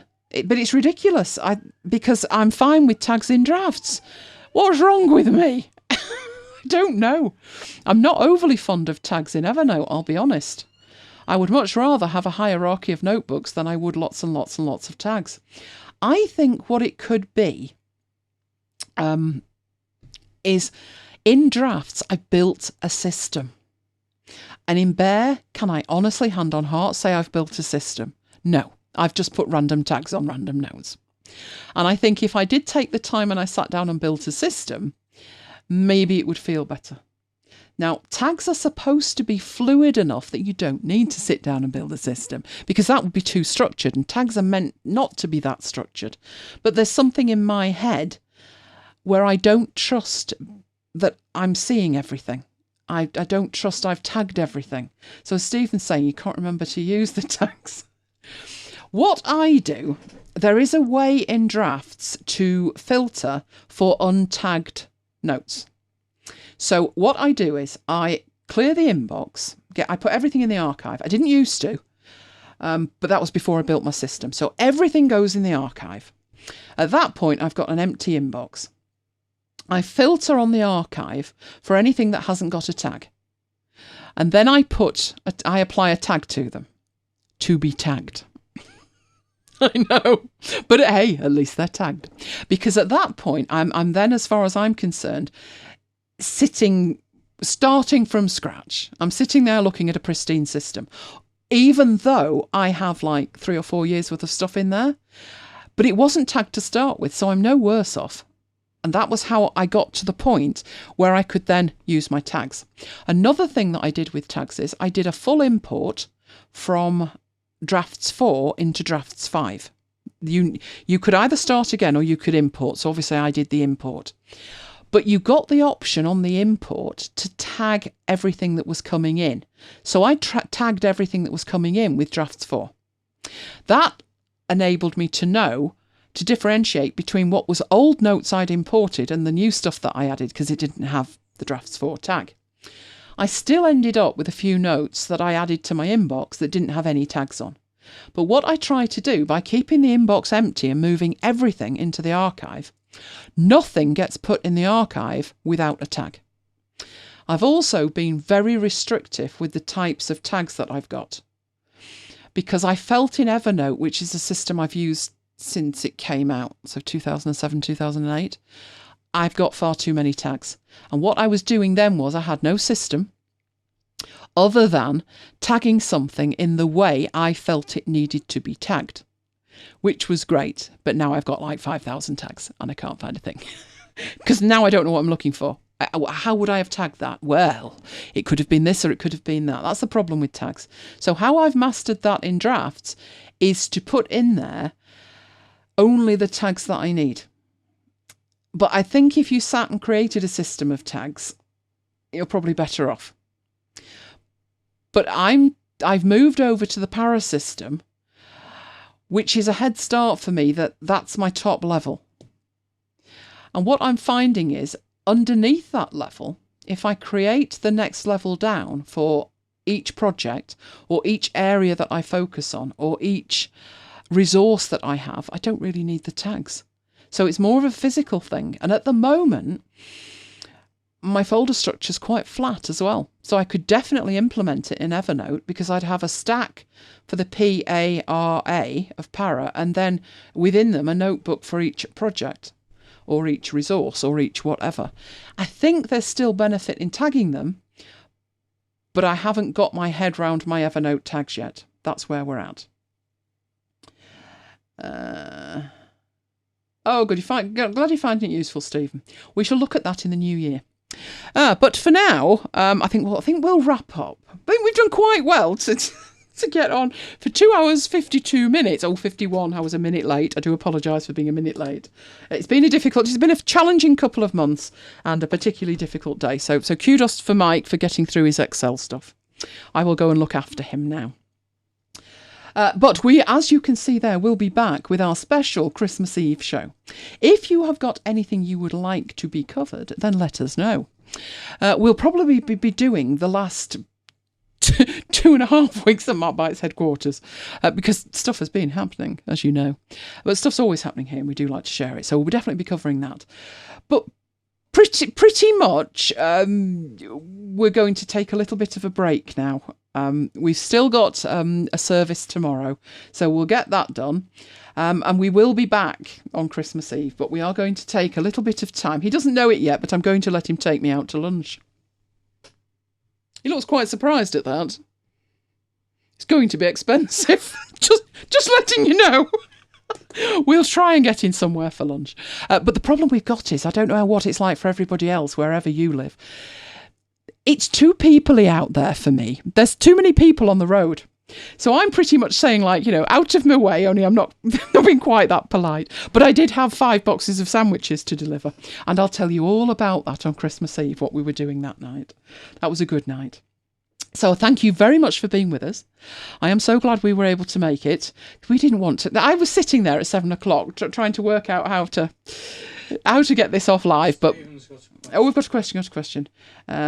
How do you find how many drafts you have in your various folders? Ooh, that's a good question. I think from memory, because I had that same question with the Mac version, and I'm pretty confident the iOS version tells you. Am I deluded? I thought it told you. Maybe not. No, I know what it was. It was Ulysses I was thinking of. I don't think there is that option available. I think their rationale is you wouldn't need to know. But I agree with you. I would love to know. How I've done it with the inbox is there's an option in the settings. So on the cog, there's a notifications bit and it says badge, play sounds. And if you go to badge, you have an option in there to show the inbox count. So basically what I've got on my home screen at the bottom, I've moved the phone out of the way. Phone's in the comms folder somewhere. So at the bottom I have 4 icons. I have Notion, I have Drafts, I have Gmail and I have Firefox. And on my Notion it says 44. And the 44 means the number of items in the inbox. Now, as I've just said to you, there shouldn't be any items in the inbox. But you know the kind of 2 months I've had, so I think 44's not doing too bad. That's the only way that I can see a count in there at the moment. Maybe we should ask them for that. I need to move to Perth, do I? Do you know, Jane used to live in Perth. Jane's a MacBiter. She's got 2 dogs. Love Jane. She walks guide dogs. She's amazing. And she used to live in Perth. She used to get up and we had showering with Jane. As she was getting up, we were going to bed. But we had great fun with Jane. So I believe Perth is lovely. Maybe one day we'll get to see it. But we can't leave Lola, can we? She's gone quiet with her chicken, have you noticed? I think she's finally asleep. And I think the chicken's finding it a blessed relief as well. I'm going to confiscate her. See, Mike was away. Mike's been away. He's not been at home for over 2 weeks. And that was when I think she was missing you and she took to the chicken. And Mike's not hurt. When I said she's playing the 1812 overture on the chicken, he looked at me like, what? I said, no, seriously. And he said, I can't hear anything. We were on FaceTime at the time. And now he's heard it. How annoying can that be? Yeah. Yes. Yeah. He's not been back 12 hours yet. And the chicken's getting confiscated. Oh, Sydney next month. I'm looking at some pictures. I want to see some pictures of this, Deborah. Take some pictures and let us know. That'd be great. So that's what we're going to do. We're going to head off. We're going to have a little bit of a break. Another service for Mike's dad tomorrow. And then we'll be alive and back and kicking on the 24th. Now, note, next week, very important. Next week, we have 2 shows. We have the 24th, which is the extra special show, but we are also back on the 27th. So if you can't make the 24th, it will be available on demand. I will sort that video out. Apologies for it taking so long, but it's a pain in the backside. It's about 3.5 hours, and I've got to patch the audio and the video up because they're recorded separately.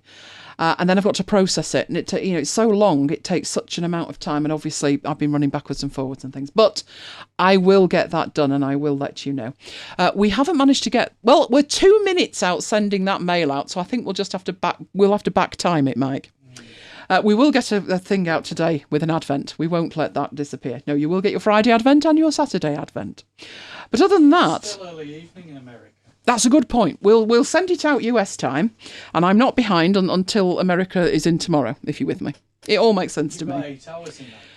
I have. So actually, I'm not rushing really, am I? Do it at breakfast time. No, I'm not leaving it that long. But it will be with you, I promise. So it's good night from me.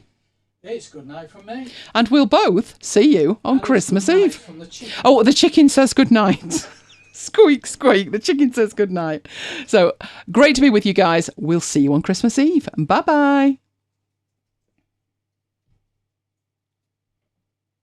Oh, Stephen, if you didn't hear, Mike's father had been diagnosed terminally ill earlier in the year, and he died on Wednesday, and the funeral was today, and that's why we were literally 2 minutes. Well, I was a minute late. We came in with 8 minutes to go. So it's been a very difficult couple of months. It's been a particularly difficult day. But as I said at the very beginning, if you want to go back and watch it, Mike's dad made his living as an actor. And his attitude was the show must go on. So we did get back just in time, and we took the decision. We sat down and thought about it and said, no, the show must go on. So it did. So that was our news. So bye-bye, and we'll see you on Christmas Eve.